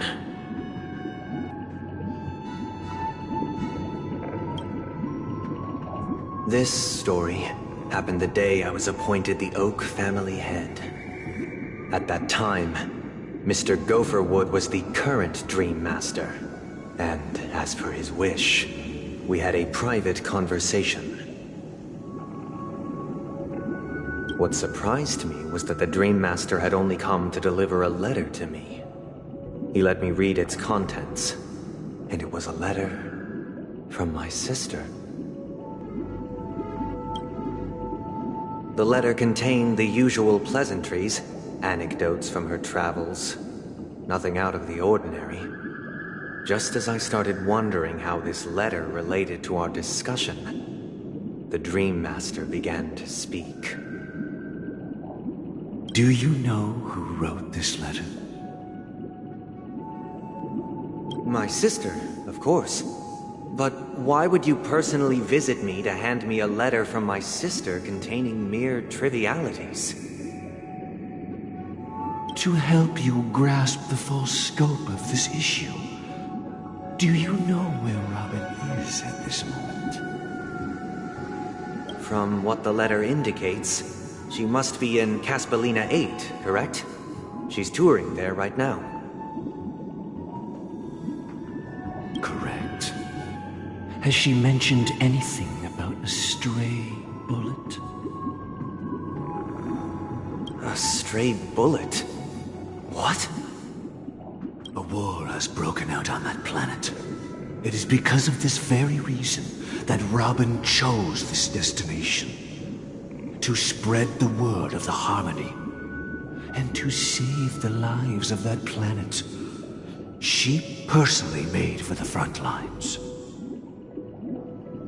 She hoped to ease the people's suffering with song, and was willing to brave mortal danger to deliver the IPC's medical supplies.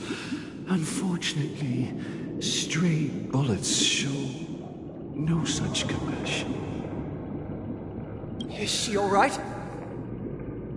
If the operation was successful, she should probably be recovering in the field hospital.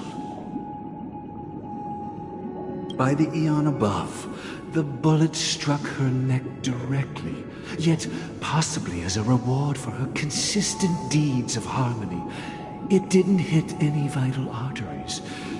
Once you've attended to your outstanding tasks, it'd be advisable to write her back as soon as possible. Those damned savages! I'll pack my bags right away. My gratitude for bringing this to my attention, Mr. Gopherwood. Now you understand why she always wears such elaborate neck ornaments, don't you? How could this happen? Robin? It's all in the past, so please don't worry. I share this in the meager hope that you will understand the harmony's limitations and predicament. As grandiose as the strong defending the weak sounds, many times, it is nothing more than wishful thinking. Likewise, I've prepared one last question, one last choice. But rest assured, this choice will not have any grave consequences. Because this is merely a figment of imagination, a nightmare that has haunted me through countless nights. If you ever had the opportunity to make a choice like I did, would you still support Robin's journey on the path of harmony?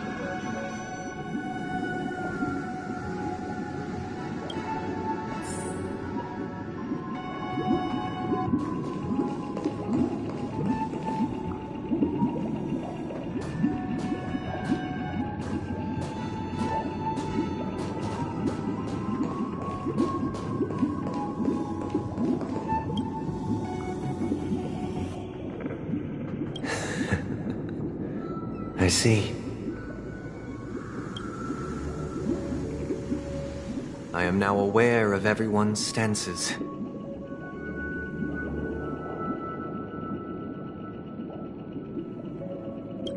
Raising these questions merely serves to illustrate one point. The plight of Penacony cannot be salvaged by the harmony. The true foundation for a sweet dream paradise can only be established through the order where the strong govern the weak. I know the suffering of being tormented, the turmoil of losing your way, how sorrow and even despair set in when matters don't work out. All of this causes me unending pain, because this is not what happiness is at all.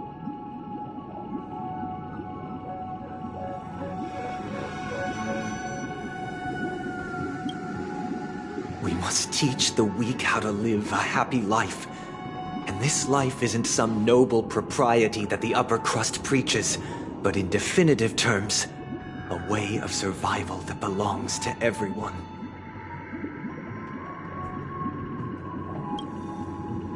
So what is your definition of living a happy life?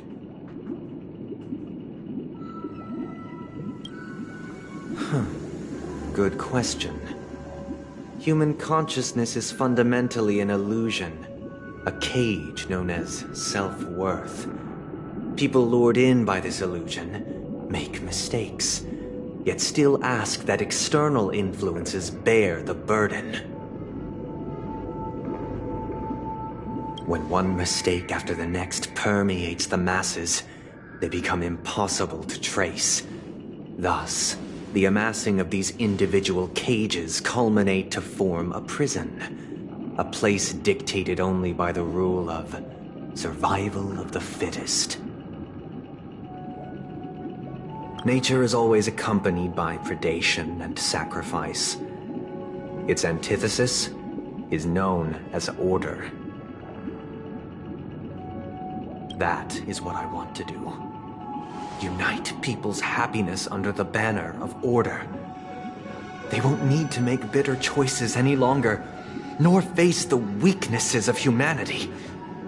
They can cast aside their primal instincts to build a haven for mankind.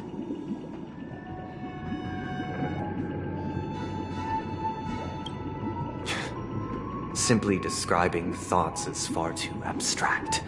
So allow me to provide a simple example. As you all may know, there are societal norms like weekends and long weekends that exist on some worlds. During these hard-earned rest days, people are given the chance to extricate themselves from the stresses of everyday life, allowing a certain tranquility to return to their souls.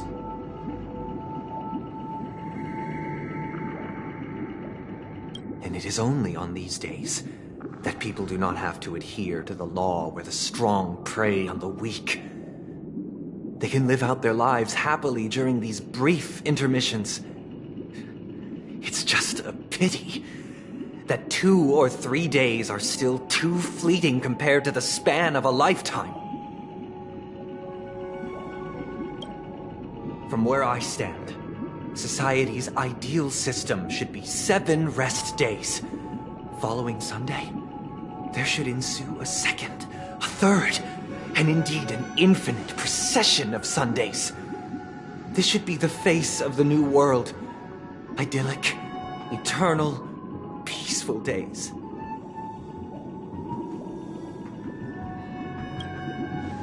And thus, every person can return to their base selves in this utopia. Some gaze in reverence at the stars, pouring their whole beings into calculating the distance between us and the isolated world of Pagana. Meanwhile, some seek refuge in quiet corners, holding one another, unencumbered by the chains of unwelcome obligations.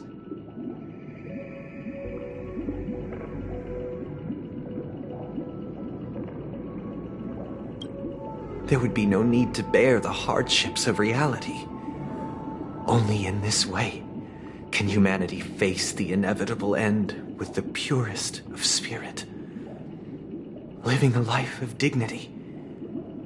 This is what it is to live in bliss. Miss Firefly, you who are stricken with entropy loss syndrome, you of all would surely understand this.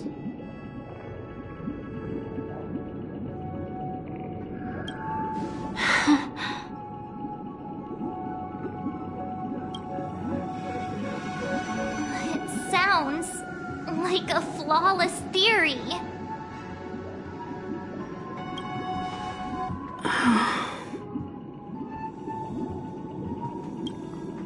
But what is the price to attain all this?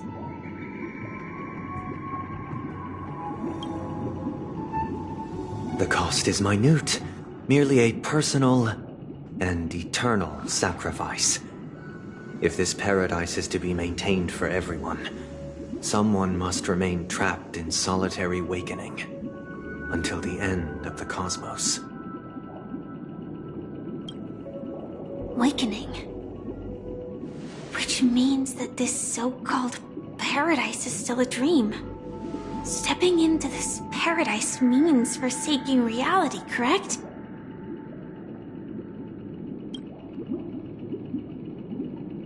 It is not forsaking, but transcending. Flesh, blood, sorrow, weakness. If the physical is the root of spiritual suffering, it is only logical that we defeat it.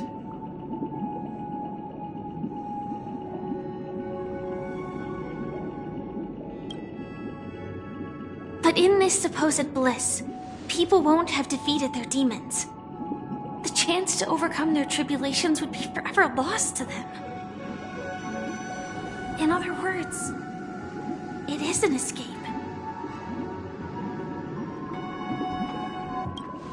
That's another way of understanding it. But there is no shame in escape. On the contrary, the seeds of escape exist in everyone's hearts. Don't you agree, Miss Firefly? And as to why we sleep, it is because we are afraid to awaken from our dreams. But this is not in conflict with the grand plan. Only in acknowledging this can we truly understand the frailty of human nature, and from there, show compassion and protection.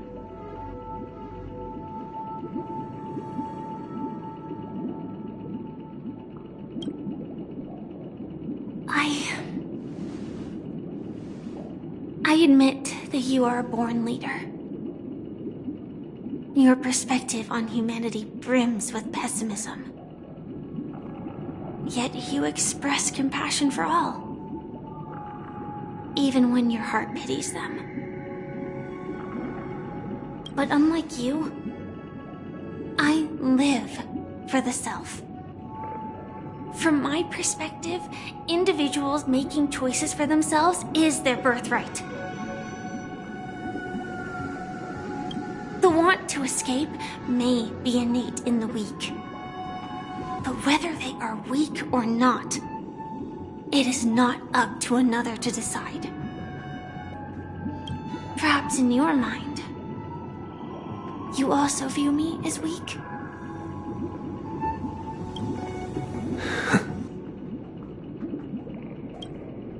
Because I don't think so. Since Miss Firefly has said her piece, the Astral Express will also naturally give you our answer.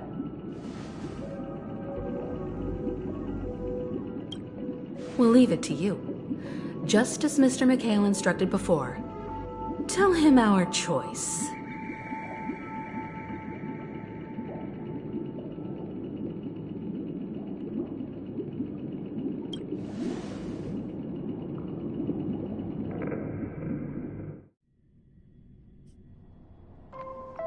What is this place? Does this place ring any bells, Misha?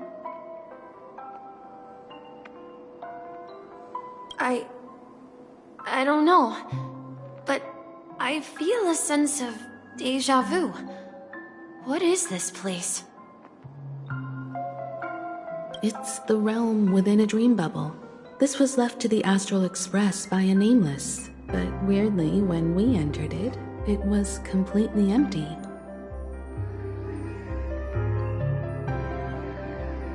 Dr. Edward from the Dreamscape sales store told me that dreams are formed from memories, and a dream bubble can't take shape if its core is empty.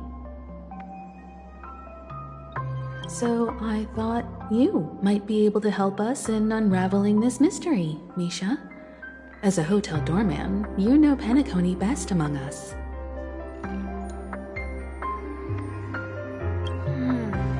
I don't know much about dream bubbles, but if you want to figure out what this mansion is, I'll do my best. I'm counting on you then. Himeko, I still don't get it. Why were you so sure that Misha had a connection with this dream bubble? I wasn't sure. It was just a hunch. But since Misha feels familiar with this place, my hunch might be correct.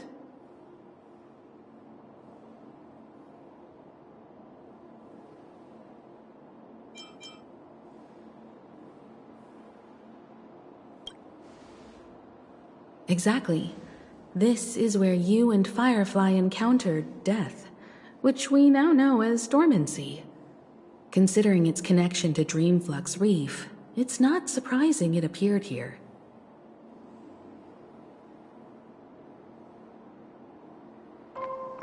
The question now is, who brought you here? Based on the clues we have so far, it's unlikely to be that masked fool. So identifying them is crucial to us. We're drawing closer to the truth once more. Let's give Misha some time, as I believe he'll unveil the secret of this dream bubble. All right, but there are doors all over the place. Which one should we choose? Do you have any idea, Misha? I guess... maybe this way?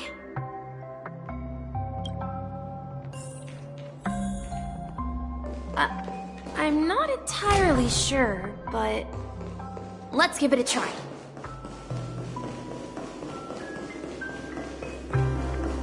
Wait, you meant... Weird. This place is quite different from the hotel. But I feel like I've been here before, and even lived here for a while. If I remember correctly, there should be a fireplace down that hallway, Clocky and I used to sit by the fire, listening to the crackling of firewood. And the room on the other side was the toy room. I loved spreading out all the toys from the box on the floor and making up stories for each of them. Hold on. This doesn't make sense. Didn't I grow up in Dreamflux Reef? So, what is this place? This could be a case of amnesia. Don't worry, Misha. It's common for everyone to forget certain aspects of the past. Those memories haven't vanished. They're just lying in the depths of your mind. We can surely get them back. Since this place seems familiar to you, why don't we explore a few more rooms and see if you can recall anything more? Yeah, then let's check out the rooms I just mentioned.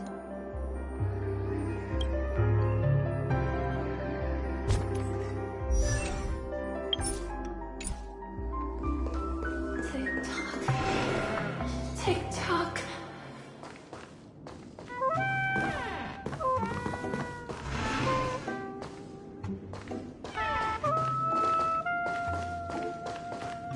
I heard some noises from the room. Origami Bird? That's a friend of mine. You and Origami Bird are friends? Yeah. It's a member of the Compass crew, just like Clocky and Miss Mirror. And there's more than just one Origami Bird. They are a big family with lots of brothers and sisters who look the same. They follow Miss Mirror's orders and handle all sorts of jobs on the ship. They're the best sailors. Sailors? Can origami birds be sailors? Could you tell us more about the compass, Misha? The Compass is a ship bound for the New World. Clocky and his partners travel through layers of fog to the depths of the sea.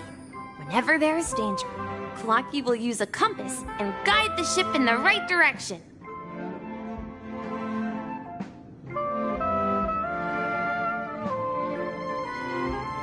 That's a great story. But in the Penacony cartoon, Clocky and his partners have always lived in Dreamville and never ventured out, right? Huh? Oh, that does seem to be the case. Weird. I clearly remember...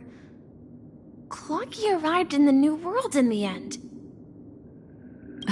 Perhaps Clocky has a hidden past.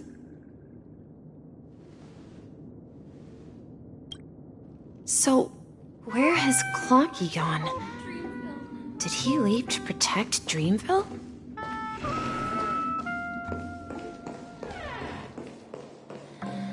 Tick-tock. Tick-tock. Mikhail, that's the name. Now we all know him as the Watchmaker. So, who's he talking to? Do you know anything about it, Misha? I'm sorry. I don't know much about the Watchmaker. But, Mikhail... Anything special about that name? Mikhail is Grandpa's name. Grandpa? Do you mean you're the Watchmaker's grandson? But we haven't heard anything about the Watchmaker having descendants. And the name Mikhail is not rare. Perhaps it's merely a coincidence. Could you tell us more about your grandpa, Mikhail? Yeah, sure. He was a seafarer who fearlessly ventured into mysterious seas and storms. He was always on the sea and had lots of friends who accompanied him on his travels. He didn't want me to call him Grandpa because that would make him sound old. He believed he was still young. The name Mikhail was given to him by his parents, Mihaly and Elise, both renowned seafarers. Every time he came back, he'd share his logbook with me and tell me about his adventures at sea. I want to become a great adventurer, just like him. It appears that the seafarer has nothing to do with the watchmaker. So, perhaps it's just a coincidence? So, where is your grandpa now? He went off on a new journey, and it's been quite a while since I last saw him. I think I hear the sound of water. You once mentioned there's a magnificent fountain up ahead.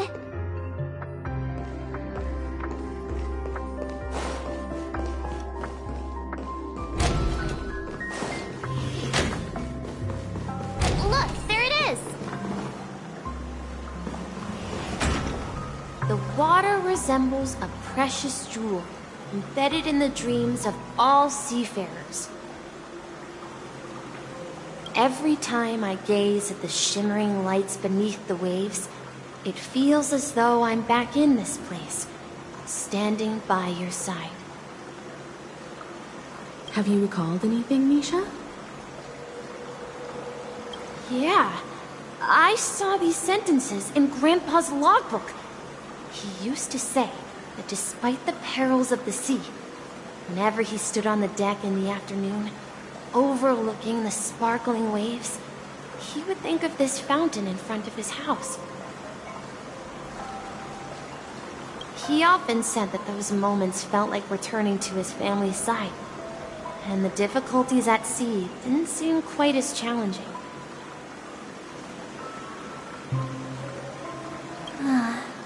You know, I quite understand such sentiments.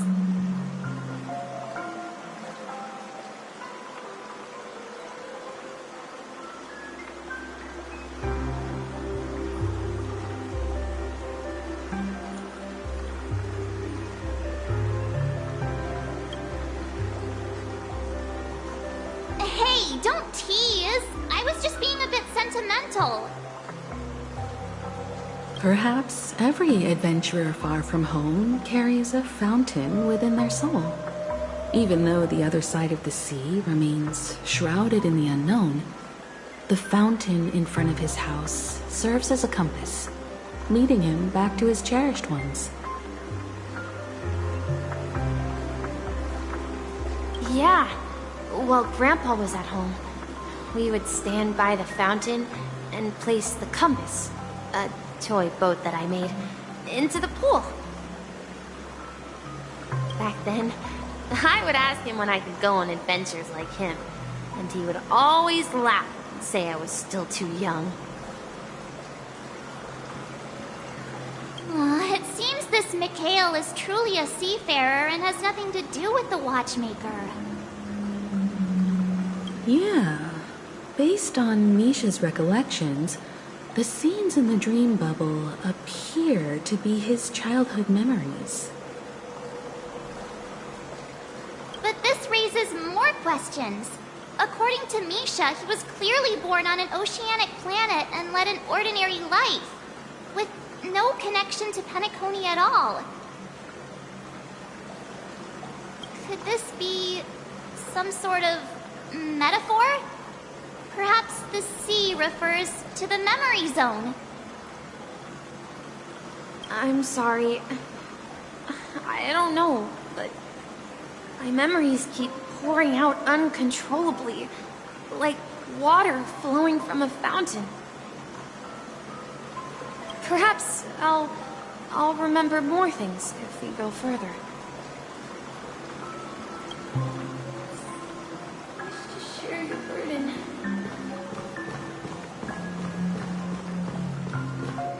We're going to the opposite side, right? No, we should turn left here.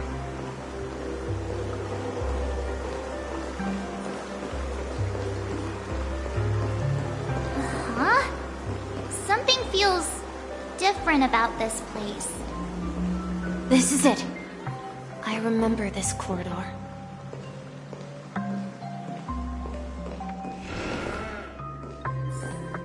Up ahead is Grandpa's study.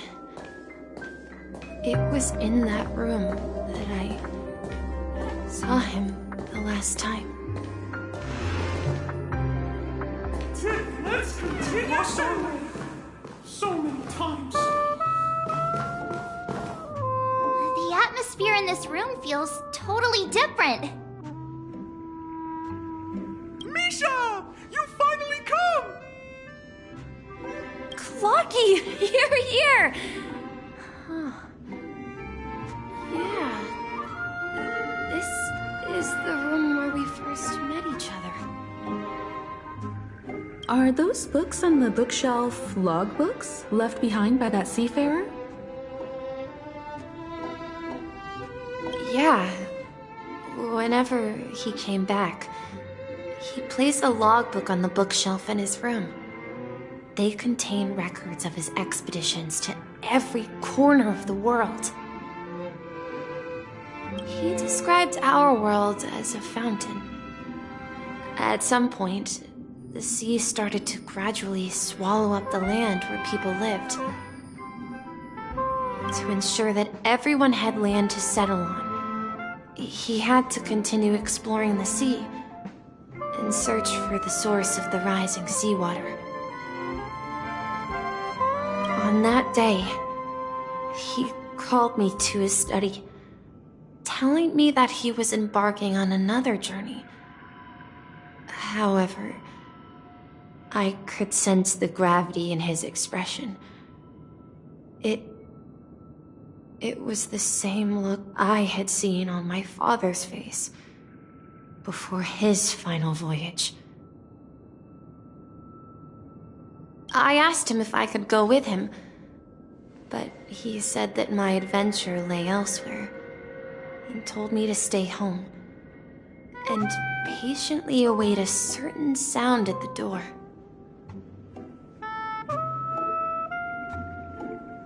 What sound? He told me about a vast ocean in the sky. An ocean of stars.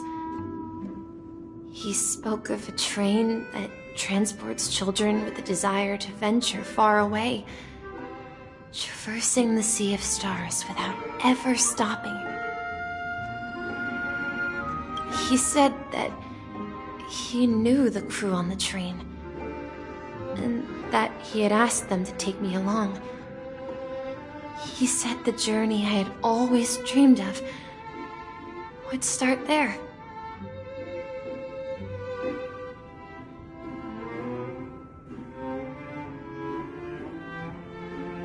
A train? Could it be?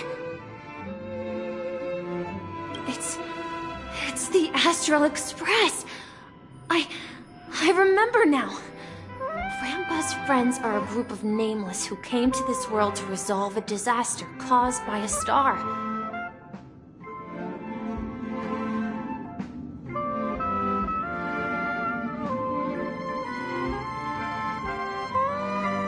Then, he gave his pocket watch to me. It was his cherished treasure, appearing in every one of his adventure tales. He explained that difficult times were ahead, but assured me that the watch would guide me.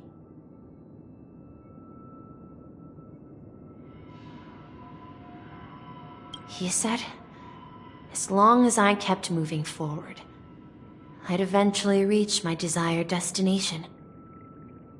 And then, it was as if I heard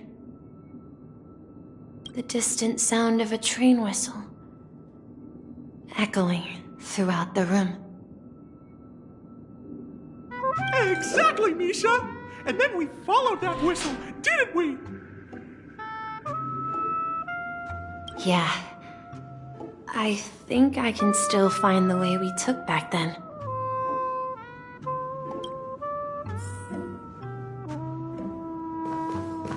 This is the dream jigsaw, right? So we're supposed to find the exit. But where can we find the last piece? Do you remember? You said you obtained a mysterious shard when you stumbled into this place.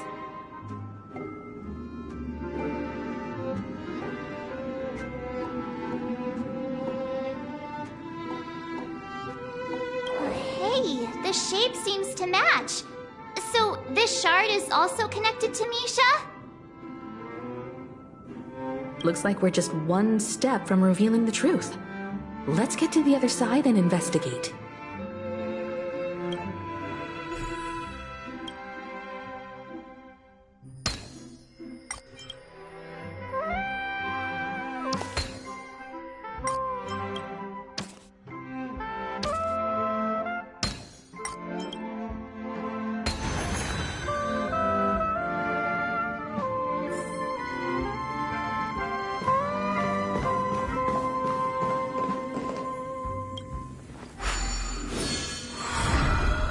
This is it.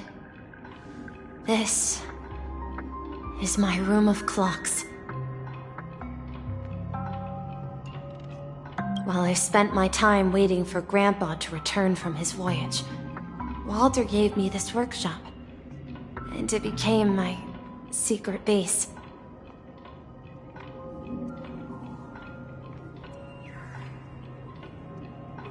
Here, I learned how to repair clockwork and gears, out of my fondness of precision mechanics. In my dreams, I was the captain of the compass, embarking on adventures with my companions, Clocky and Miss Mirror, in search of the new world. I was born and raised here. So, this building in the dream bubble is your childhood home? Yes, but not exactly. To be more precise, this dream bubble itself is my home. Looks like you've remembered everything now. Wait. Why does it feel like everyone else knows something I don't?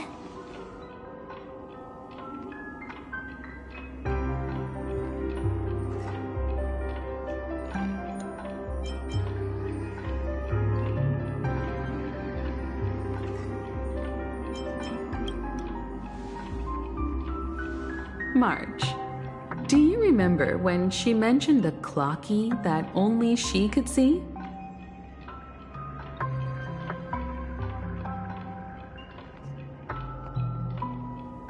Yeah, the little guy here, right?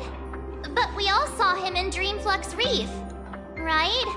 And Mr. Yang even greeted him.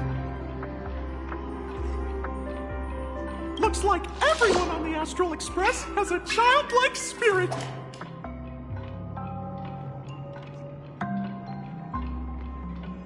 The answer lies in the Astral Express. Her experience shows that neither Firefly nor Acheron can see this clocky.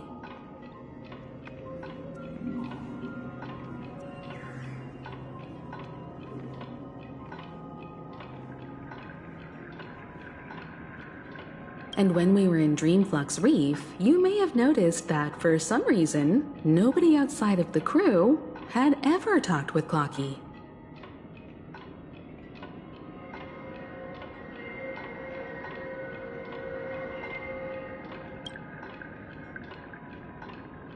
A mimetic life that can only be seen by a select few.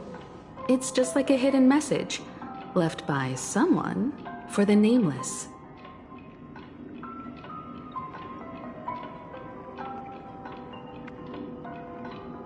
But Misha can see Clocky too, right? They even grew up together. But Misha hasn't started the way of the Trailblaze yet. That's the key to the mystery, March. Now, take a moment to recall. Have you ever seen anyone outside of the crew interact with Misha?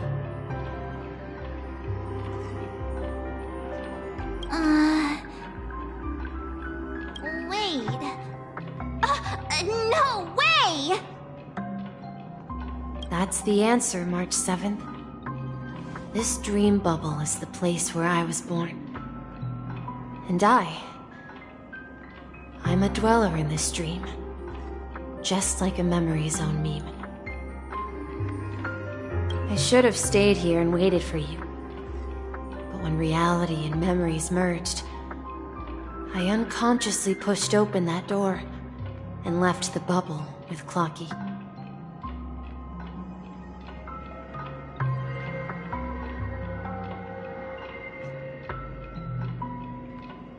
So it's not that the Watchmaker's dream bubble is empty, but rather the stuff inside ran away? And the whistle you heard was the sound of the express arriving at Penacony? That's one way to see it, but I believe there's a longer story behind all this.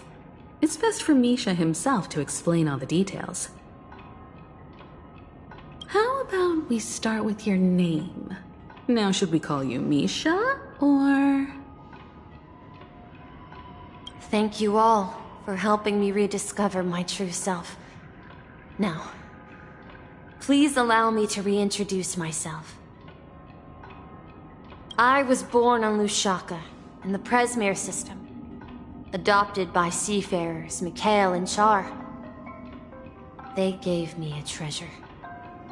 A name that carried their hopes. Mikhail Char Legwork. Or simply, Misha. If you prefer, you can call me by a more familiar name. The Watchmaker.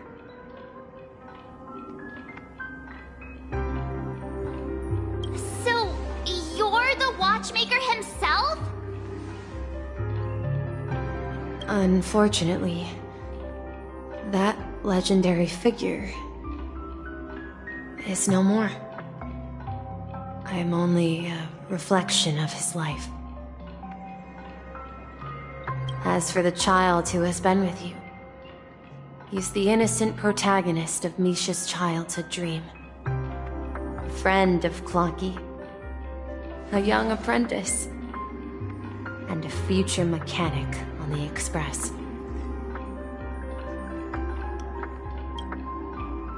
And this also marks the beginning of his journey, devoted to the Trailblaze. At the end of the journey, I left this little flame, which I so cherished, in my deepest dreams, hoping to pass it on to the nameless of future generations. However, he somehow left the dream bubble and forgot all about his task. I apologize for all the confusion this caused. Because he was born with a desire to trailblaze, wasn't he? I don't think Misha has forgotten his role as a guide. He remembered it, and that's why he mistakenly appeared as a hotel doorman in her dream from the very beginning.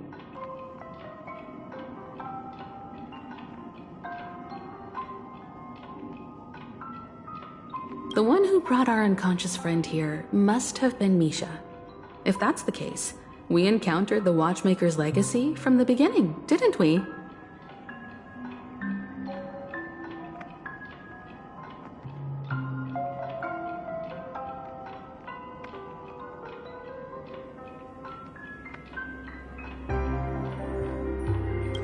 Well, I have a sarcastic friend who says I always take big detours and end up back where I started. Perhaps that's what every nameless has to go through.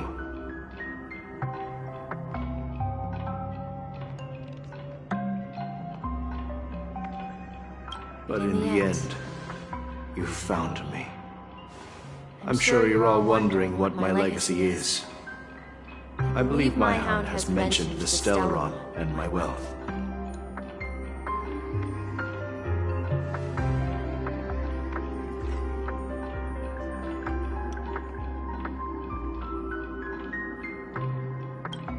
If I may apologize, the Stellaron part is real.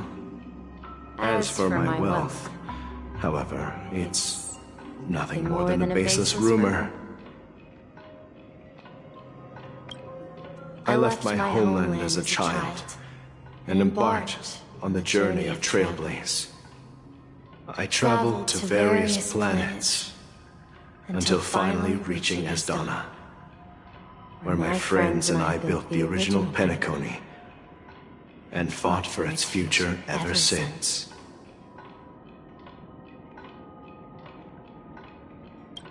I've been moving forward all my life, doing what I could to overcome the obstacles in my path. But ultimately, my journey reached its end, and I left behind no possessions worth entrusting.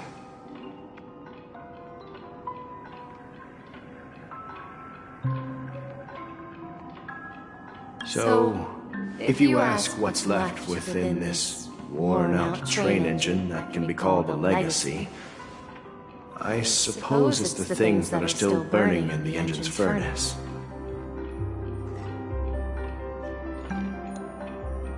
Now that you're well aware of the current situation of Penacony, I certainly hope that you'll help me get this world back on track. But I'll leave that decision to you. For the path of Trailblaze is never paved by others.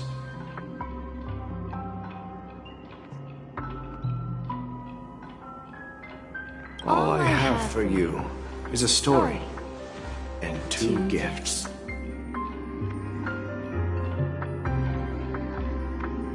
I want to give you my pocket watch. It has accompanied me throughout my long journey, guiding that naive child forward, and has been blessed with the presence of so many great people up to this day.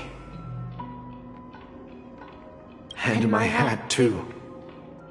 The one who navigated for me placed it on my head and planted a fanciful thought in my mind. The trailblazing expedition will never end. Now, it's time for you to make your choice. Once you've made up your mind, open that door and enter the long dream of an old man. I'll be waiting for you at the end of this corridor of time. All right, everyone. Let's make a decision. Although I don't think anyone will have any objections.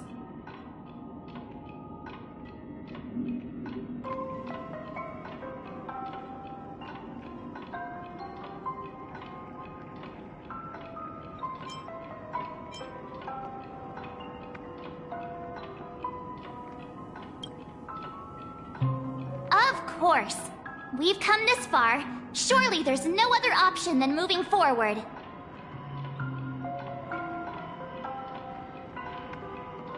In that case, it's unanimous. Then let's proceed together to the end of this stream and tell Mikhail our decision.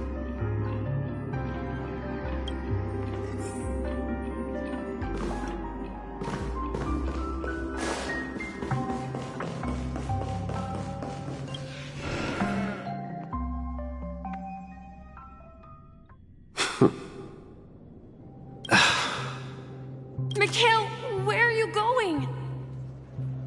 Someone has to step up and save Lushaka. So why can't it be me, Misha? Please don't go.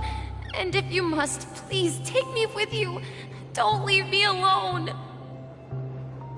Even without me, you know how to proceed forward, brave Captain Misha. The compass is waiting for you. Haven't Haven't you always wanted to be a better adventurer than me? Now go, board that train and start your journey. Where are you going, Mikhail? I'm going to clean the floor in the parlor car. I've promised the conductor. Wait, first tell me, did you fix this watch? Yeah? I know what it looked like before. Its chain was broken, the back case torn, and the marks on the dial all worn out. How did you manage to fix it?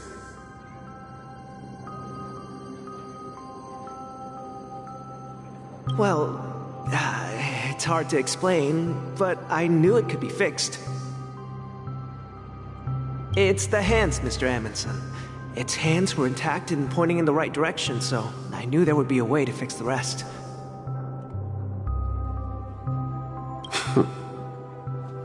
I see. You'll work with me from now on. Haven't you always wanted to tinker with this train? You're its mechanic now. As for the conductor, I'll do the talking. But I only know how to fix watches. Don't worry. You've got what it takes. I'll teach you what you need to know. Where are you going, legwork?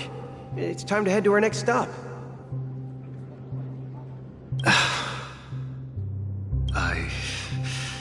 I'm staying in Astana with Rosalina and Tiernan. I see. This place reminds you of home. The people of Astana have only achieved a tiny victory, and still have a long way to go towards true freedom. Hanunu needs us. Don't worry, not all journeys lead to the stars. Even if I leave the Express, our path of trailblaze will continue. Yeah. I knew you wouldn't stay on the Express forever. Leave in peace, my friend. And, take this with you. This is Mr. Amundsen's hat. But why? When he departed, he said he would leave it to his best student. Well, I suppose the time has come. Farewell, legwork. Take care of Tiernan and Rosalina. And don't forget to write to us.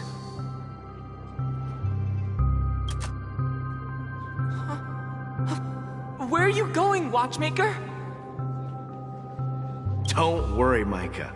Just going on a little trip. Someone has to be at the forefront of the interstellar frontier, and I'm the only former nameless in Penacony. So why can't it be me?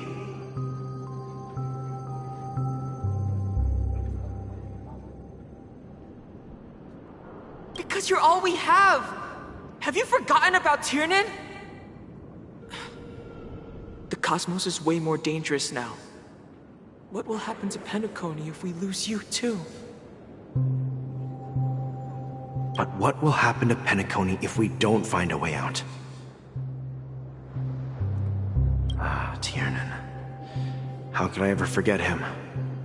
I've spent countless sleepless nights asking myself why I didn't go with him back then. We Nameless won't stop. Don't worry, Micah. It's just a matter of getting back to my old profession. Just wait for me to come back. But if, and it's a big if I don't come back in one piece, then you'll become the next watchmaker. Where are you going, old man? Oh, you're here. Answer my question. What are you up to? Relax, Gallagher. I just came up with a great idea. Wanna hear it? Oh, come on! Aren't all your ideas just ways to get yourself killed?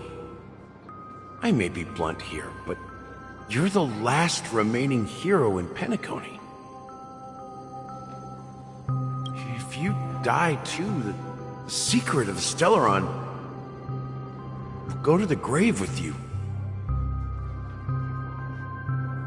Yes, I'm afraid there's no way out in Penacony, so I'll have to consider alternatives beyond Asdana. We'll organize a festival using the Watchmaker's legacy as a facade and send invitations to the entire cosmos to gather people here. So, a desperate struggle against the family? Desperate? Don't we have you here, my friend? This task is challenging, but what hasn't been challenging for us along the way? Well, whatever you do, remember, make sure to send an invitation to the Astral Express. Misha! Where are you going? Oh, it's you, Clocky. Take me to Dreamflux Reef. Last night, I had a long dream about the day we met. I want to write down that dream. Write it down? Why? Oh, so I won't forget it. Do you remember how you got your name, Clocky? Of course! You told me that when you were a kid, you lived in a room full of clocks. Those wall clocks and pocket watches grew up with you and were your best friends. Yes, but what I didn't mention was there's a funny misunderstanding behind it. I was a kid, and there was always a special pocket watch in my memories. It was with my grandpa, guiding him on his sea voyages and leading the way in his every adventure story. I wanted to have a pocket watch like that too. And that's when you appeared in my dreams. Yeah. Every night, we boarded the compass and set sail together. But you know what? It wasn't until the day my grandpa gave it to me that I realized it wasn't a pocket watch at all. It was a compass. So, your name should have been Compassy. And the Watchmaker is just a nameless.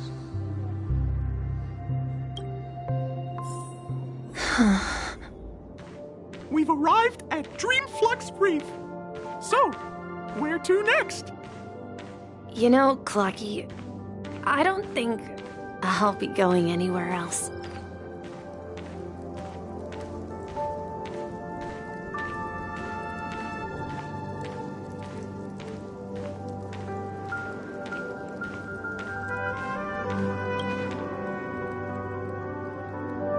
I've traveled far enough, and it's time for a little break.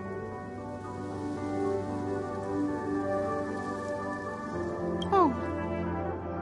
So, we'll set out again. When you're rested?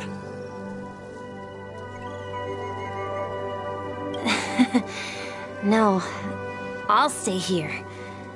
And then, this is where it ends. This is... where it ends? What do you mean, Misha? You told me that the trailblazing expedition would never end.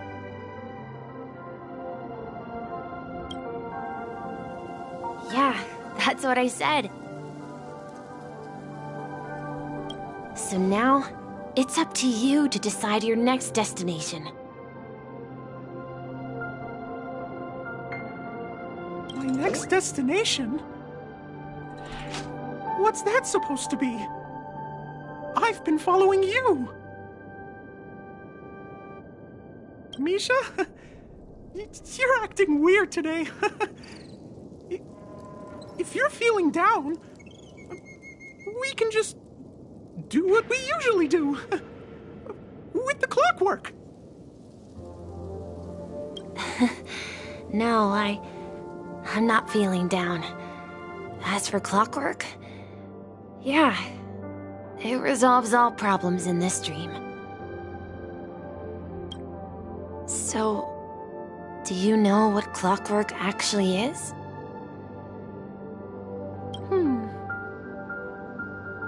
I'm not quite sure. Well, everyone gets lost at times. They may hesitate and doubt which way to go. That happens in this dreamscape and beyond. But don't worry. Everyone goes through moments of uncertainty and hesitation. Eventually, they gather the courage to make bold decisions. Whether it's calming, joyful, angry, or sad, all they need is a little nudge to take that step toward where they truly belong.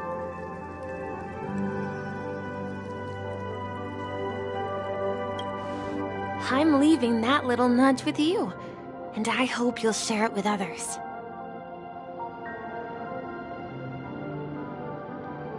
Such is the essence of clockwork, the will of the Trailblaze.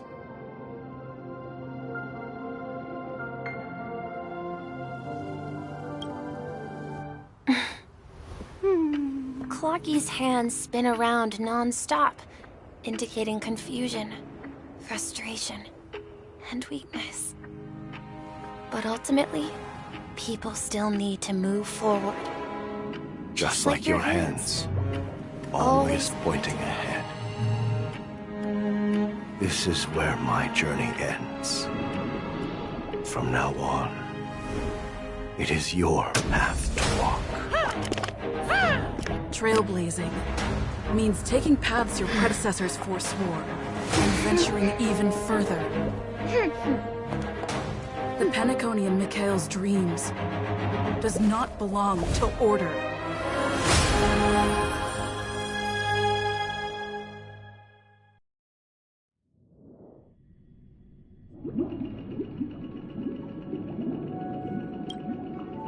I can't believe that Eon would cast a glance at Penacony at a time like this.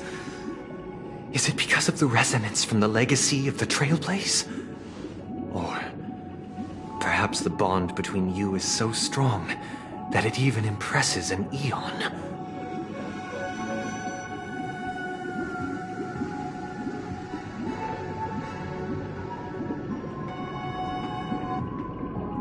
Well, there might be another possibility. Perhaps they want to witness, on behalf of the fallen Eons, who will hold the future of Penacony.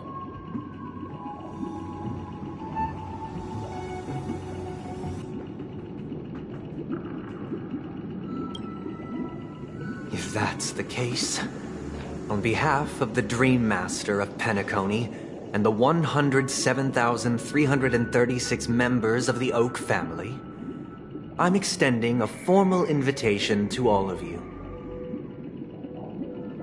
I'm cordially inviting you all to the Penacony Grand Theater to participate in the upcoming Charmony Festival. And, of course, you won't be in the audience, but on center stage. Since the future of the Stellaron, Penacony, and even the entire cosmos is at stake, let's draw a conclusion there, in all fairness. If you truly believe in Akavili's path, then show me their courage and determination.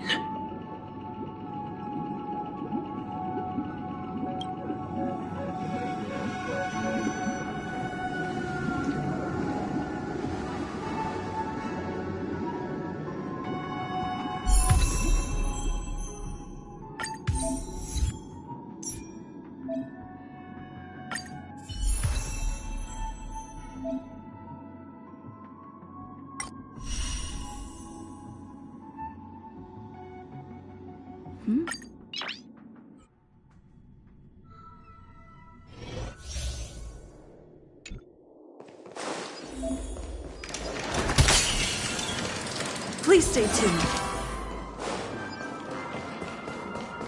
We need a strategy. Please stay tuned.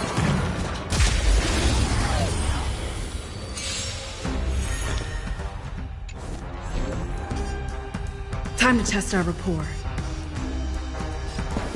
Dreams do come true. Enemy targets detected. I'll contain them. It's time. Let's kick things off with you!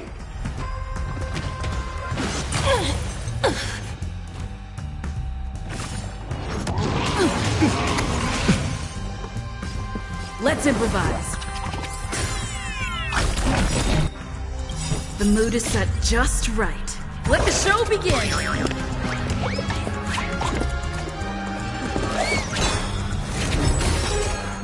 Commencing support. Enough.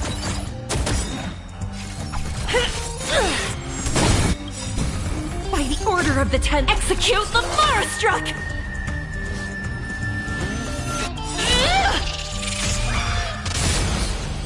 Enemy data secured. Net markers activated. Time for a good old counterattack. That's all you've got. Time to mix things up. Nice, like a good... My friends, indulge yourselves.